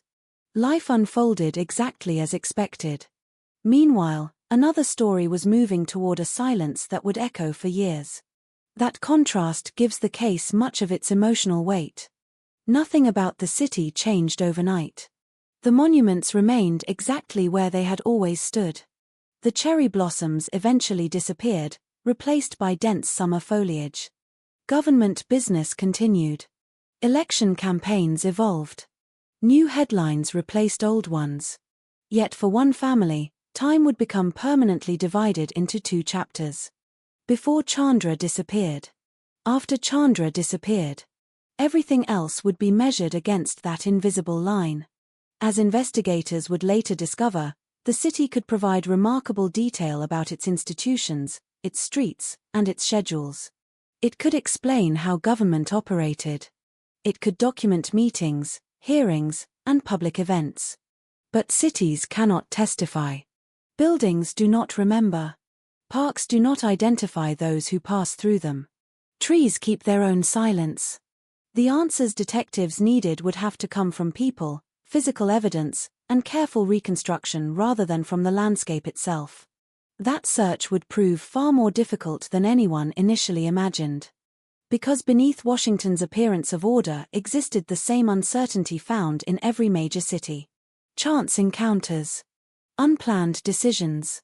Moments witnessed by no one. Lives intersecting briefly before separating forever. Sometimes those moments pass unnoticed. Sometimes they become the center of a criminal investigation that lasts decades. The story you are about to follow begins at precisely that intersection where ordinary life met extraordinary tragedy. The city had provided the stage. The season had provided the setting. Now it is time to step away from Washington itself and toward the person whose life stood at the center of everything that followed. Before she became the subject of front-page headlines, investigative reports, and courtroom arguments, Chandra Levi was a daughter, a student, a friend, and a young woman whose future seemed filled with possibility. To understand why her disappearance resonated so deeply across America, we must first understand who she was before the mystery overshadowed her identity. Because every victim deserves to be remembered first for the life they lived, not solely for the questions left behind by their death. Before America learned her name through breaking news alerts and newspaper headlines, before television commentators debated timelines and investigators searched for answers, Chandra Levi was known in a much simpler way. She was the daughter who rarely forgot to call home. The friend who listened more than she spoke. The student who believed that hard work could open doors that talent alone never could. To the people who truly knew her, she was not defined by mystery. She was defined by momentum. She was born into a family that valued education, responsibility, and perseverance. Those who watched her grow up often described her as someone who seemed quietly determined from an early age. She did not need to dominate every conversation or become the center of every room. Instead, she earned respect through consistency. Teachers noticed that assignments were completed carefully. Classmates remembered someone who could balance confidence with kindness. Family members saw a young woman who set ambitious goals for herself and then worked patiently until those goals became reality. There are people whose lives seem to move forward through dramatic leaps. Others advance almost invisibly, one disciplined decision after another. Chandra belonged to the second group. Her achievements were not accidents. They were built through ordinary days repeated with extraordinary commitment. Friends later struggled to reconcile the woman they knew with the public image that emerged after her disappearance. Television programs reduced her life to a few carefully selected photographs and brief descriptions. A smiling portrait. A graduation picture. A headline identifying her as an intern in Washington. The complexity of a real human life became compressed into a handful of sentences that audiences could absorb between commercial breaks. Those who loved her knew how incomplete that picture was. They remembered countless moments that never appeared in news reports. Long conversations that stretched late into the evening. Family celebrations filled with laughter. Phone calls about future plans. Small acts of generosity that rarely receive public attention because they are too ordinary to seem remarkable until the person is gone. Loss has a peculiar way of illuminating details once overlooked. The familiar sound of someone's footsteps. The way they organized books on a shelf. The habit of leaving handwritten reminders in unexpected places. The expression that crossed their face when they became excited about an opportunity. After death, these ordinary memories become priceless. They are often all that remain untouched by public speculation. By the time Chandra reached college, those around her recognized both her intelligence and her discipline. She approached education with seriousness, understanding that every exam, every project, and every internship represented another step toward the future she envisioned. Success was never something she assumed would arrive naturally. It was something she intended to earn. That attitude shaped nearly every aspect of her life. She prepared carefully. She planned ahead. She welcomed challenges instead of avoiding them. Like many ambitious students, she viewed college not as an ending but as preparation for something much larger waiting beyond graduation. Professors encountered countless talented students each year, yet some remained memorable because of the quiet professionalism they displayed long before entering the workforce. Chandra developed that reputation. She asked thoughtful questions. She completed responsibilities without seeking recognition. She carried herself with the confidence of someone who believed that competence mattered more than attention. Outside classrooms, she enjoyed many of the same experiences shared by young adults across America. Friendships formed through shared schedules and late-night conversations. Celebrations after difficult exams. Plans discussed over meals that stretched far longer than originally intended. Dreams exchanged without any certainty about where life would eventually lead. The future still appeared wonderfully open. Every possibility seemed within reach. As graduation approached, conversations naturally shifted toward careers. Some classmates planned to return home. Others searched for opportunities in major cities. Washington, D.C., represented one of the most attractive destinations for students interested in public service, government, law, or federal agencies. The capital offered something impossible to replicate elsewhere. It allowed young professionals to stand remarkably close to institutions that shaped national policy. For someone willing to work hard, the city promised invaluable experience. When Chandra secured an internship with the Federal Bureau of Prisons, it represented far more than a temporary assignment. It validated years of preparation. It confirmed that doors were beginning to open. Family members shared her excitement. Friends celebrated alongside her. Like countless graduates before her, she packed belongings, said goodbye to familiar surroundings, and prepared to begin an entirely new chapter. Moving away from home carries a unique mixture of emotions. Excitement. Nervousness. Freedom. Uncertainty. Every unfamiliar street becomes part of an adventure. Every challenge becomes proof of growing independence. Parents understand this transition perhaps better than anyone. They celebrate achievements while quietly worrying about distance. Children promise to call often. Parents remind them to stay safe. Both sides believe there will always be another conversation tomorrow. No one imagines those ordinary exchanges might someday become treasured memories. When Chandra arrived in Washington, she entered a city overflowing with young professionals who looked remarkably similar on the surface. Freshly pressed business clothes. Government identification badges. Briefcases replacing backpacks. Morning commutes replacing classroom schedules. The transition from student to professional had begun. It was exciting. Demanding. Sometimes intimidating. Yet those who knew her believed she was exactly where she wanted to be.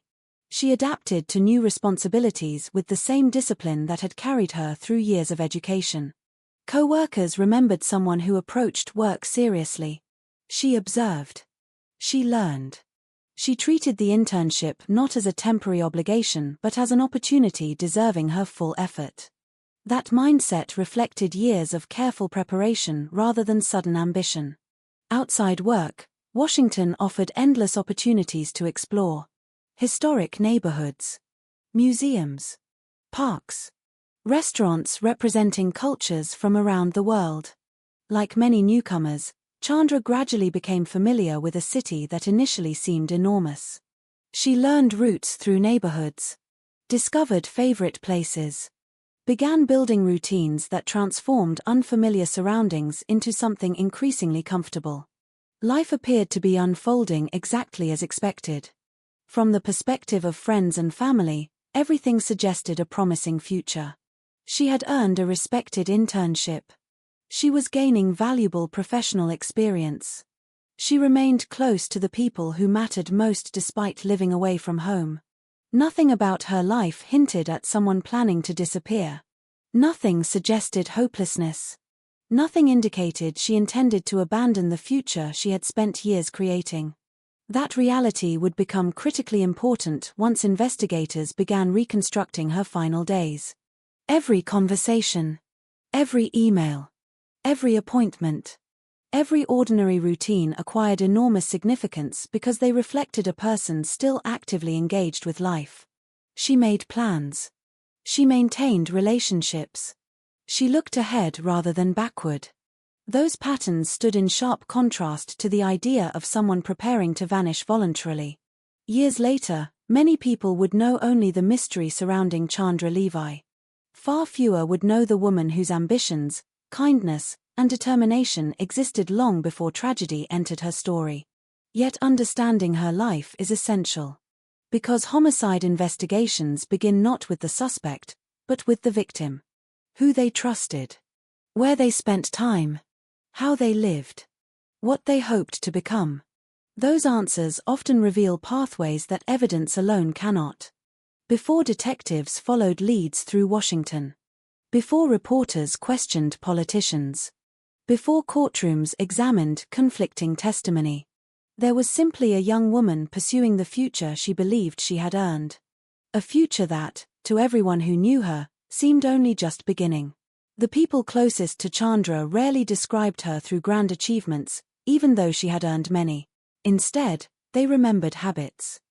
They remembered the small, ordinary details that only become precious after someone is gone.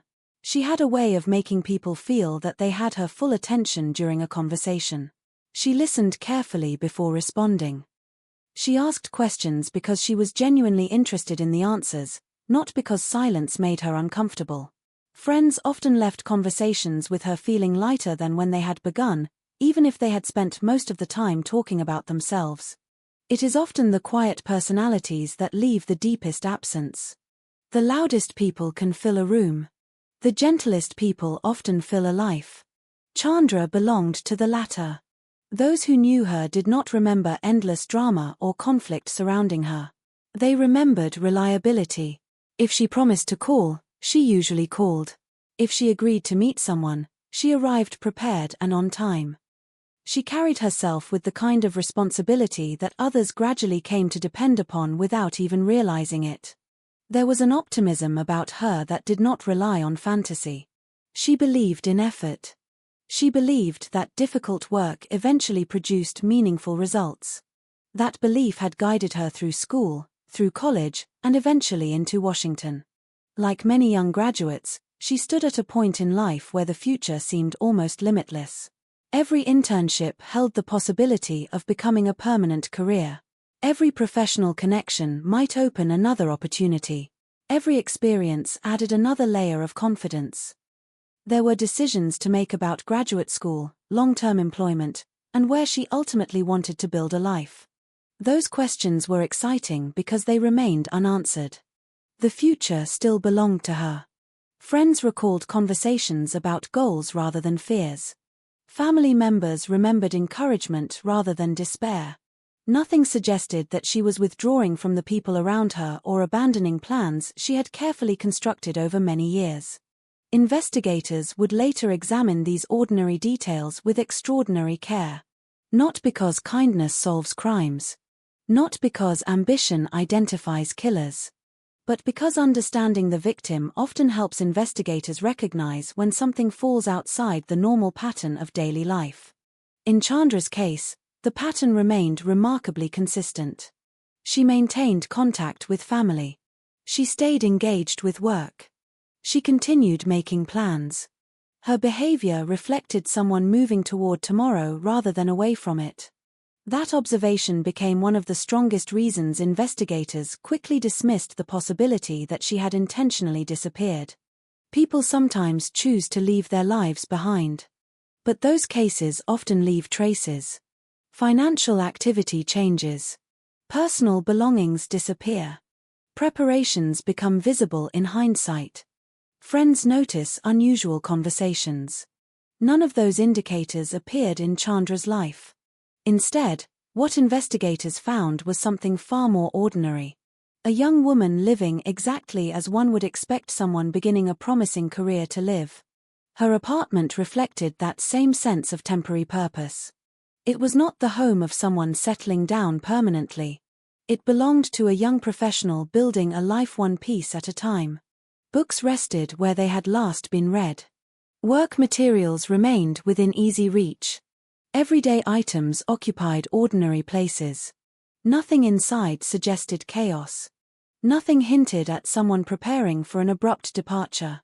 The apartment represented possibility rather than permanence. Like so many interns before her, she was building a chapter, not yet the entire story. Outside of work, Washington offered moments of escape from professional responsibilities. There were evenings when the city's museums remained open late. Weekends invited long walks through historic neighborhoods. The changing seasons transformed familiar streets into entirely different landscapes. Spring carried blossoms. Summer brought crowded parks. Autumn covered sidewalks with red and gold leaves. Winter wrapped government buildings beneath cold gray skies. For newcomers, discovering these rhythms became part of learning the city itself. Chandra embraced those experiences with the curiosity of someone enjoying a rare opportunity. She had worked hard to arrive in Washington. She intended to make the most of her time there. Looking back now, there is a painful contrast between the future she envisioned and the future history ultimately assigned to her. She expected colleagues, promotions, perhaps graduate studies, and new opportunities. Instead, her name became permanently attached to a criminal investigation. That transformation occurred almost instantly.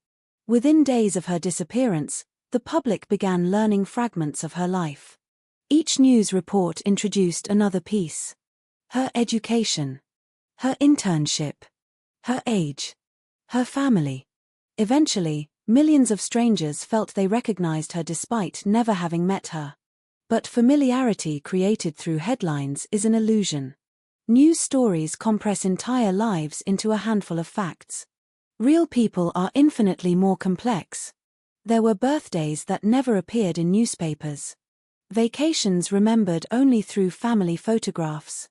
Private jokes shared among close friends. Dreams discussed during long telephone conversations. Moments of disappointment overcome through perseverance.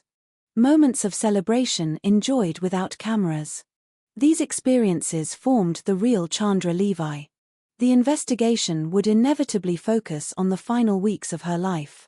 Detectives had little choice. Criminal investigations demand precision. They ask where someone went, whom they met, what they carried, what they planned. Yet families often remember something entirely different. They remember the years before tragedy, the childhood holidays, school performances, graduation ceremonies, ordinary evenings gathered around a dinner table. They refuse to allow a single terrible event to erase decades of living. That refusal is its own quiet form of resilience. It insists that a victim's identity cannot be reduced to the circumstances of their death. For Chandra's parents, the daughter they loved did not begin existing on the day she disappeared. She had already lived 24 years filled with memories no investigation could ever fully document.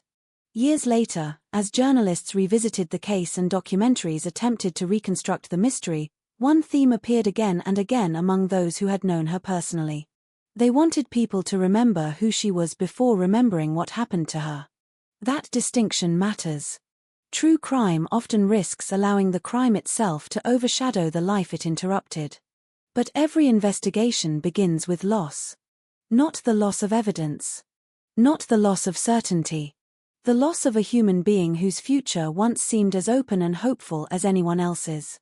As detectives prepared to reconstruct Chandra's final known movements, they carried more than a case file. They carried the responsibility of speaking for someone who no longer could. Every interview, every search warrant, every forensic examination, every late-night strategy meeting, all of it ultimately served one purpose: to answer a question her family could not stop asking. What happened to the daughter they expected to see again?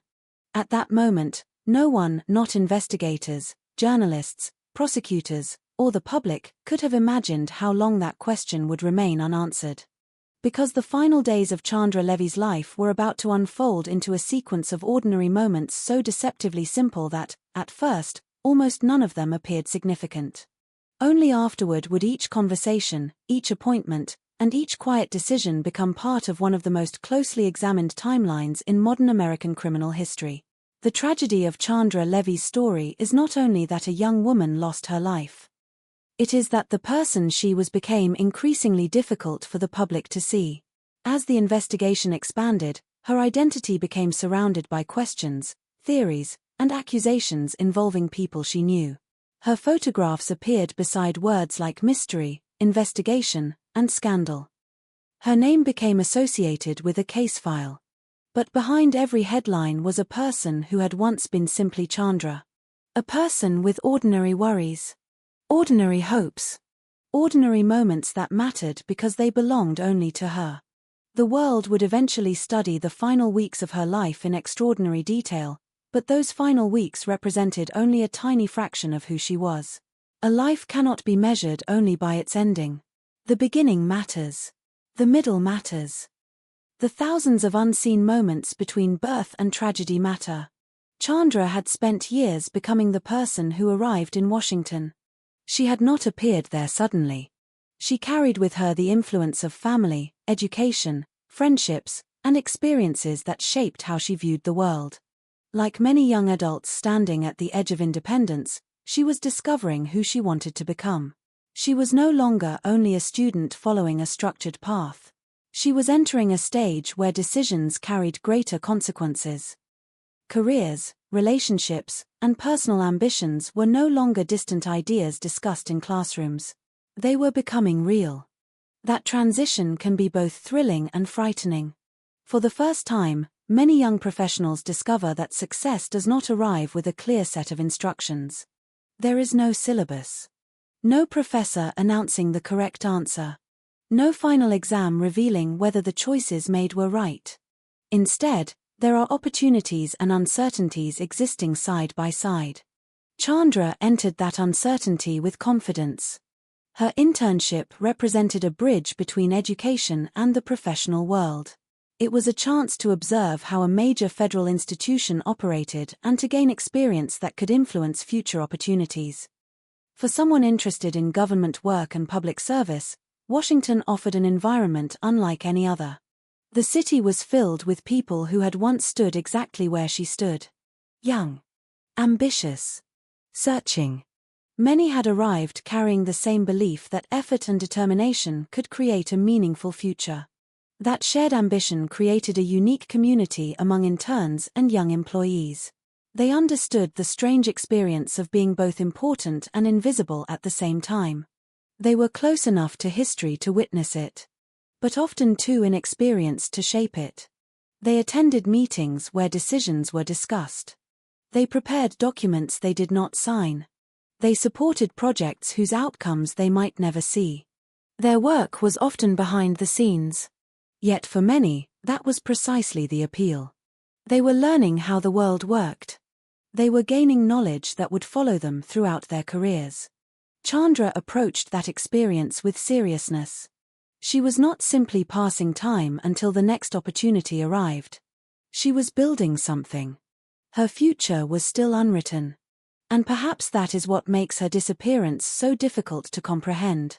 When someone vanishes during a period of uncertainty, people often search for hidden explanations. Was there something they missed? Was there a secret they never knew? Was there a sign that appeared obvious afterward? Those questions are natural responses to loss. Families replay conversations. Friends revisit memories. Investigators examine patterns. Everyone searches for the moment when the story changed. But sometimes tragedy does not announce itself. Sometimes the final normal day looks exactly like every other normal day. A person wakes up, makes plans, answers messages, thinks about the future, and has no idea that the future they imagine will never arrive. That reality is one of the most painful parts of investigating a crime that has no immediate explanation. There is a temptation to believe that victims somehow leave behind warnings. That danger must have been visible. That a final day must contain clues. But life rarely works that way. Most people do not recognize their last conversation. They do not know when a familiar place will become unfamiliar forever. They do not know when a routine decision will become the final choice they ever make. Chandra's final weeks were filled with the same mixture of routine and possibility experienced by millions of people every day. Work responsibilities, personal relationships, future plans, small decisions. Nothing about those moments carried the weight they would later receive. That weight came afterward. It came from the absence, the unanswered calls, the uncertainty, the search, the realization that something impossible had happened. When investigators began looking into Chandra's disappearance, they were not searching for a stranger without a history. They were searching for someone who had built connections throughout her life. Those connections became essential. Friends described her personality. Family members described her habits. Colleagues described her work. Each person provided another piece of the picture. Not a picture of a victim. A picture of a human being. That distinction remained important throughout the investigation because public attention often focused on the circumstances surrounding her disappearance rather than the person who disappeared. The media wanted explanations. The public wanted resolution. The justice system required proof. But before any of those things could happen, there was a young woman whose family was facing a reality no parent should ever experience. The uncertainty of a missing child. The endless waiting. The impossible questions. Every family of a missing person understands a unique kind of emotional exhaustion. Time becomes distorted. Days feel both painfully slow and terrifyingly fast. Every piece of information carries enormous importance.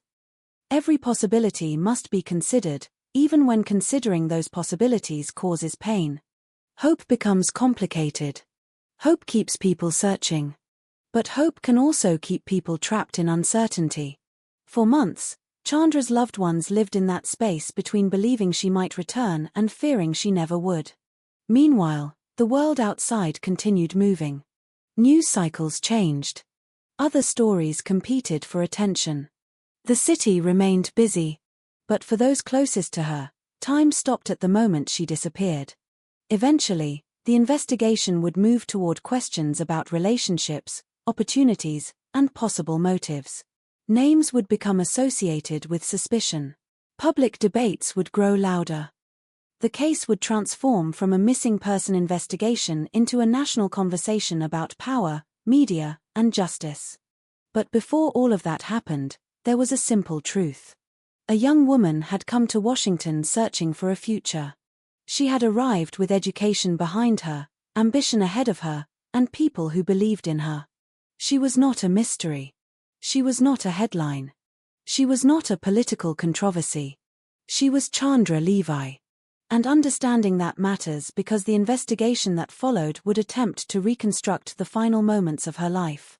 To do that responsibly, one must first remember the life that existed before those moments. The friendships. The dreams. The effort. The person. Because every unanswered question surrounding her death begins with one undeniable fact. Someone with a future was gone. And the world was about to begin searching for answers. On the morning of April 30, 2001, Washington, D.C. moved exactly as it always did. The city did not know it was approaching a moment that would eventually dominate headlines across the nation. The streets did not slow down. The government buildings did not close their doors. The metro trains continued carrying thousands of passengers toward offices, schools, and appointments.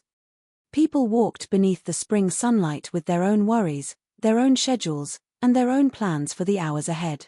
For most of Washington, it was simply another Monday. For Chandra Levi, it was the beginning of the final day anyone could confidently place her within the ordinary rhythm of her life. The details of that day would later become some of the most carefully examined moments in the entire investigation. Detectives would return to them repeatedly, searching for something hidden beneath the surface. A missed warning sign. A strange encounter. A decision that seemed insignificant at the time but became important after everything changed. But that morning, there was no obvious indication that anything unusual was about to happen. Chandra was 24 years old. She was young enough to still be discovering who she wanted to become, but old enough to understand the responsibility that came with independence. She had built a life in Washington that was still new, still developing, still filled with possibilities. Her internship with the Federal Bureau of Prisons represented an important step forward, a chance to gain experience inside the federal system and explore where her professional path might lead. Like countless people beginning careers in the capital, she was living between two worlds. One world belonged to the future. Career decisions. Professional opportunities. Long-term goals. The other belonged to the present. Daily routines. Phone calls. Errands. Small personal choices that seemed too ordinary to deserve attention. No one knows exactly what thoughts passed through Chandra's mind as she moved through that final day. That uncertainty is one of the most haunting aspects of the case. Investigators can reconstruct locations. They can establish timelines. They can analyze records. But they cannot fully reconstruct a person's private thoughts. They cannot know what someone felt during a quiet moment alone. They cannot know which memories occupied their mind before tragedy interrupted their life. That absence of certainty creates an emotional emptiness that facts alone cannot fill. What is known is that sometime after her normal activities on April 30th, Chandra disappeared. The transition from ordinary life to mystery happened without witnesses. There was no dramatic public confrontation. No crowd watching. No moment immediately recognized as dangerous. Her disappearance unfolded quietly. And that quietness would become one of the most troubling elements of the investigation. Criminal cases often begin with a visible event. A scream heard by neighbors. A witness who sees something impossible to ignore. A piece of evidence that immediately points investigators in a direction. Chandra's case offered none of those things. Instead, it began with absence. A person who was expected to be somewhere was not there. A phone call that did not happen. A routine that suddenly broke. At first, missing person cases often exist in an uncomfortable gray area. A person may simply be delayed. Plans may have changed. A phone may have been turned off. Someone may have decided to spend time alone.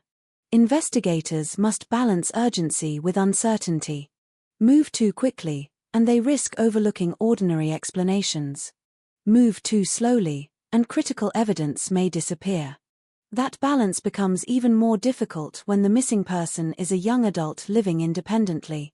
Unlike a child, an adult has the legal ability to make personal choices. They can travel. They can leave. They can change plans. But those possibilities must be measured against the reality of who that person is. And those who knew Chandra believed something was wrong. The woman they knew was not someone who would simply vanish without explanation. She had responsibilities. She had relationships. She had a future she was actively building. There were no clear signs that she wanted to abandon that life. When concern began to grow, attention turned toward her apartment. It was there that investigators hoped to find answers. Instead, they found more questions. The apartment did not look like the scene of a planned disappearance. There was no obvious indication that Chandra had packed belongings and left intentionally. No clear evidence suggested she had prepared for a long absence. Her personal items remained behind. The environment appeared consistent with someone who expected to return. That detail would become one of the first major pieces of the mystery. If she had chosen to leave voluntarily, why leave behind the parts of her life she would need? If she had met with someone unexpectedly, who was that person? If something had happened to her, where had it occurred? Every possibility created another unanswered question. The investigation began expanding outward. Detectives examined her communications. They reviewed her activities. They spoke with people who knew her. They attempted to understand her final days not as a collection of isolated moments, but as a complete picture. And within that picture, one relationship quickly drew attention. A connection that would transform the case from a missing person investigation into a national scandal. Chandra had been involved in a private relationship with Congressman Gary Condit. The revelation changed everything. Before that information became public, the case was centered on a young woman who had disappeared. Afterward, it became a story involving politics, power, and public curiosity. The attention intensified almost immediately. A young intern. A married congressman. A secret relationship. A disappearance. The combination created a narrative that media organizations found impossible to ignore. But the presence of a controversial relationship did not automatically provide an explanation for what happened. Relationships are complicated. Human emotions are complicated. And suspicion is not the same as evidence. That distinction would become increasingly important as the investigation continued. Yet in the first days after Chandra disappeared, the public did not have the patience that investigations require. People wanted a story with a beginning, middle, and end. They wanted a reason. They wanted someone responsible. They wanted the uncertainty to stop. Instead, they received a mystery. And mysteries create space. Space for questions. Space for theories. Space for assumptions. As the media focused more heavily on Gary Condit, the original question began changing. The question was no longer only, "Where is Chandra Levi?" It became, "What happened between Chandra Levi and Gary Condit?" That shift would influence public perception for years. It would shape the investigation. It would create intense scrutiny around a man who was never charged with any crime. And it would eventually become one of the most debated aspects of the entire case. But at this moment, in the early days after her disappearance, investigators still faced the same fundamental problem. A young woman was missing. A family was waiting. And somewhere beyond the walls of her apartment, beyond the busy streets of Washington, beyond the assumptions forming in the minds of strangers, the truth remained hidden. The last known chapter of Chandra Levy's life had already ended. But the world had not yet realized it. The search had begun. And with every passing hour, the distance between finding answers and losing them forever grew larger. The first days after someone disappears are often filled with a desperate kind of hope. Families hold on to possibilities that outsiders may consider unrealistic. A missed phone call becomes a temporary explanation. A delayed response becomes something that can still be corrected. Every unknown feels better than the possibility of a permanent loss. For the people who loved Chandra Levi, those early days existed in that painful space between concern and disbelief. She was missing. But she was not yet gone. At least, that was the hope. There was still the possibility that she would walk through a doorway, pick up a phone, or send a simple message explaining everything. Perhaps there was a misunderstanding. Perhaps she needed time. Perhaps something had happened that could still be resolved. That is the emotional cruelty of disappearance cases. The mind struggles to accept an ending when there is no ending to see. A missing person leaves behind an empty space, and human beings instinctively try to fill that space with explanations. Maybe. Perhaps. What if? Those words can keep hope alive. They can also become unbearable. As investigators began looking deeper into Chandra's life, they encountered a young woman whose disappearance did not fit easily into the patterns of someone who had intentionally walked away. She had responsibilities waiting for her. She had professional commitments. She had relationships that mattered. She had built connections in Washington despite being relatively new to the city. The question was not simply where she had gone. The question was why someone who appeared to be moving forward would suddenly leave everything behind. Inside her apartment, investigators searched for clues that might reveal her state of mind before she vanished. Every object had potential meaning. A calendar. A notebook. A computer. A piece of clothing left behind. A personal item sitting exactly where she had last placed it. The ordinary nature of the apartment made the situation more unsettling. There was no dramatic scene announcing danger. No obvious struggle. No visible explanation. Instead, there was normal life interrupted. And sometimes that is more disturbing than chaos. A destroyed room tells a story. A quiet room often creates more questions. The absence of evidence became its own form of evidence. Investigators had to consider multiple possibilities. Was Chandra the victim of a random crime? Had she met someone she knew? Had she chosen to disappear? Had a private situation in her life escalated into something dangerous? Each possibility required examination.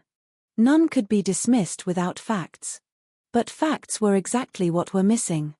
The investigation was still young when attention began turning toward Congressman Gary Condit. At the time, Condit represented California's 18th congressional district and was a recognized figure in Washington politics. He was older, married, and held a position of public trust. The revelation that he had been involved in a relationship with Chandra immediately changed how many people viewed the case. Suddenly, the story had all the ingredients of a national scandal. A young woman. A powerful politician. A private relationship. A disappearance. The media landscape of the early 2000s was particularly intense. Cable news channels competed for viewers around the clock. A developing story could dominate entire evenings of programming. Every new detail became a potential headline. Every interview carried the possibility of changing public perception. The investigation was no longer unfolding only inside police offices. It was happening in front of millions of viewers. Reporters surrounded government buildings. Cameras waited outside offices. Experts debated possibilities on television. Anonymous sources provided fragments of information. The public began forming opinions long before investigators had reached conclusions. For Gary Condit, the attention became overwhelming. His private life was suddenly examined by a nation. Questions that would normally remain personal became national discussion topics. The public wanted to know the nature of his relationship with Chandra. They wanted to know what he had told investigators. They wanted to know whether he was hiding something. Suspicion grew rapidly. But suspicion alone did not answer the central question. Where was Chandra? And what had happened to her? Those questions remained unanswered. Investigators interviewed Condit. They examined his statements. They looked for inconsistencies. They explored whether he had any connection to her disappearance. But despite the intense public speculation, no physical evidence emerged linking him to a crime. No forensic evidence placed him at a murder scene. No witness came forward with direct knowledge of him harming Chandra. No charges were filed against him. The distinction between public suspicion and legal proof became one of the defining themes of the case. Yet once a person becomes associated with a mystery, separating their name from that mystery can become almost impossible. For many Americans watching from home, the image of Gary Condit became connected permanently with the disappearance of Chandra Levi. His political career suffered. His reputation changed. The investigation affected his life profoundly. But the unanswered question remained. A person can become the focus of public attention without becoming the answer. Meanwhile, detectives continued following other possibilities. They examined Chandra's final known activities. They reviewed her communications. They spoke with friends and acquaintances. They tried to determine whether someone else had entered her life during those final days. The challenge was enormous. A person's social world is not a simple list of names. Every individual has layers of relationships. Family, friends, co-workers, neighbors, acquaintances, brief encounters. Some people are central. Others appear only briefly. Investigators had to determine which connections mattered and which were simply part of normal life. That process requires patience. But patience was difficult when the entire country was watching. The public wanted movement. The media wanted developments. The family wanted answers. Investigators needed time. Those competing pressures created an environment where every decision attracted attention. Every interview became news. Every rumor became a possibility. Every delay became something people attempted to explain. The case had entered a dangerous stage. The stage where the story itself began competing with the investigation. As weeks passed, the emotional reality became harder for Chandra's family to escape. The possibility that she might return began slowly giving way to a deeper fear. Something terrible may have happened. The search was no longer only about finding where she had gone. It was about discovering whether someone had taken her away. That shift changes everything. A missing person investigation asks, "Where is this person?" A homicide investigation asks, "Who caused this?" The first question searches for a location. The second searches for responsibility. In the spring of 2001, investigators did not yet have the answers needed to make that transition. They had a missing woman. They had a growing media storm. They had a relationship that attracted enormous attention. But they did not have the one thing every criminal investigation depends upon: proof. And while Washington continued its daily routine, while politicians continued their work, while reporters continued searching for the next development, Chandra's story remained frozen at the same devastating point. A young woman had left her apartment. Then she vanished. Somewhere between those two moments existed the truth. The challenge was finding it. As the days turned into weeks, the disappearance of Chandra Levi became something far larger than a local missing person investigation. It became a national conversation, one that unfolded not inside police interview rooms but across television screens, newspaper pages, and political discussions throughout the country. Yet beneath the growing attention was a painful reality. The central mystery had not changed. Chandra was still missing.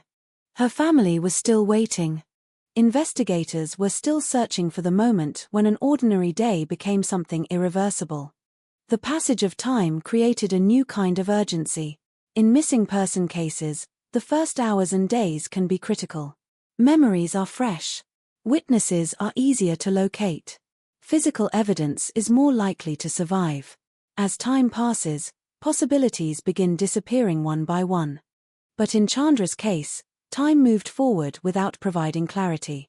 The investigation expanded, but certainty remained distant. Detectives returned again and again to the question that seemed simple but proved incredibly difficult. What was the last confirmed chapter of Chandra's life? The answer required examining the smallest details. Not dramatic moments. Not obvious confrontations. The ordinary pieces of a normal day. Those details often become the foundation of major investigations because human behavior leaves patterns. People follow routines. They communicate regularly.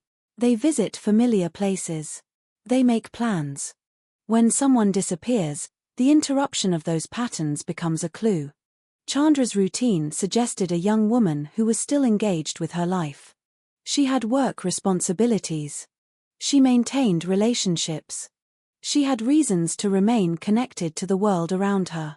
Nothing about her known behavior suggested someone preparing to abandon everything. That fact made the mystery deeper. If she had chosen to disappear, why? If someone had harmed her, who had the opportunity? If she had encountered danger, where had it happened? Every question created another path. Every path required evidence. and evidence remained limited. Investigators examined her personal relationships carefully. This is often one of the most difficult parts of any homicide investigation because relationships contain complexity. Two people can share affection and conflict at the same time. A relationship can be meaningful and complicated. Private disagreements do not automatically indicate violence.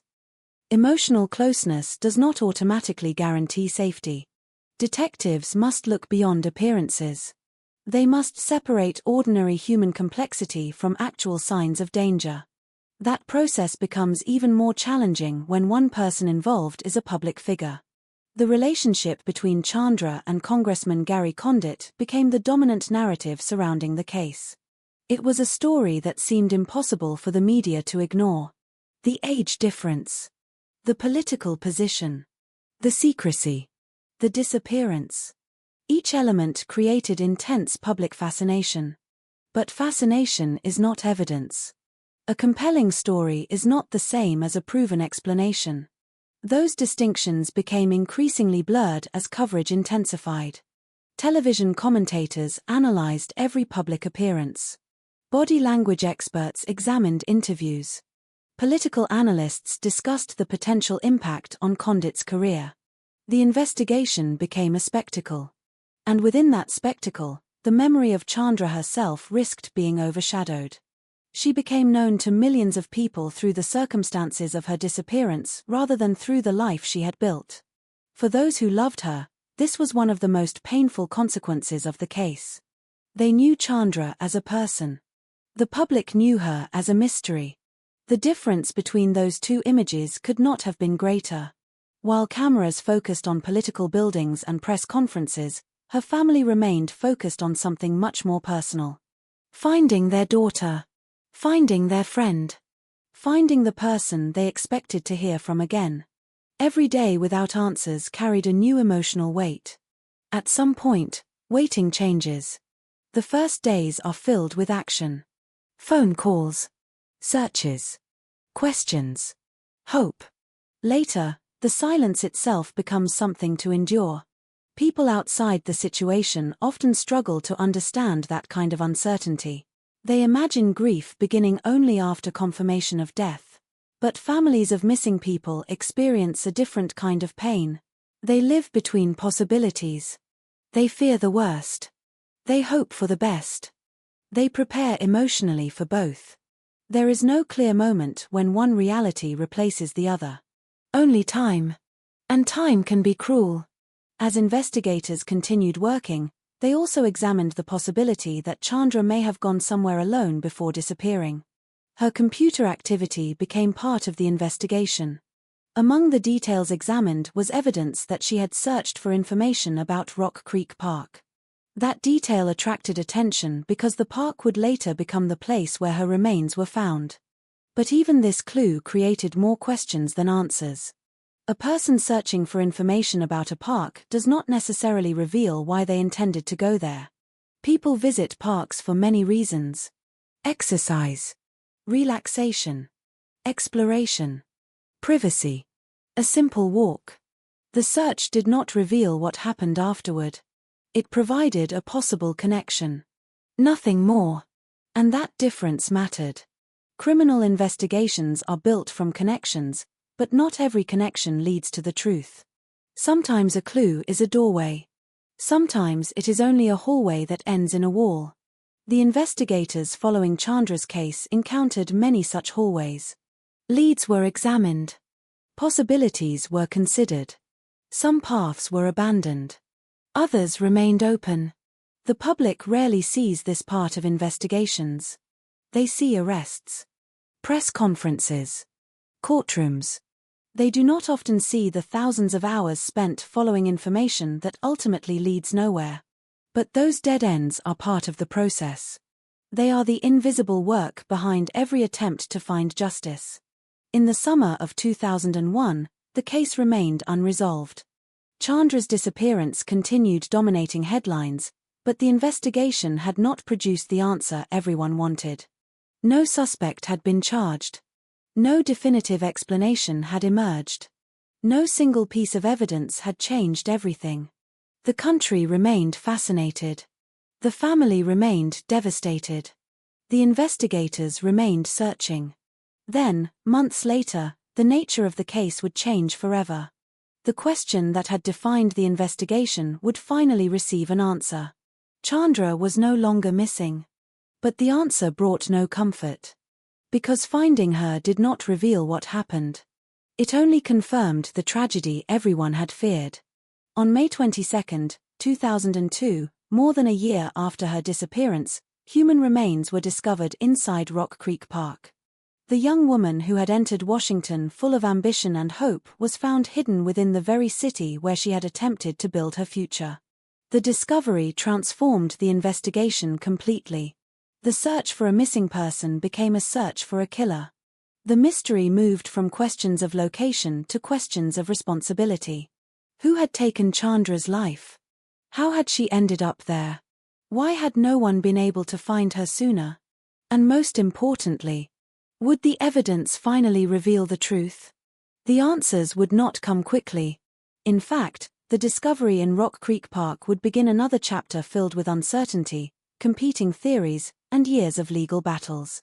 But one thing was now undeniable. The woman America had searched for was gone. And the investigation that followed would become one of the most complicated and controversial criminal cases of the early 21st century.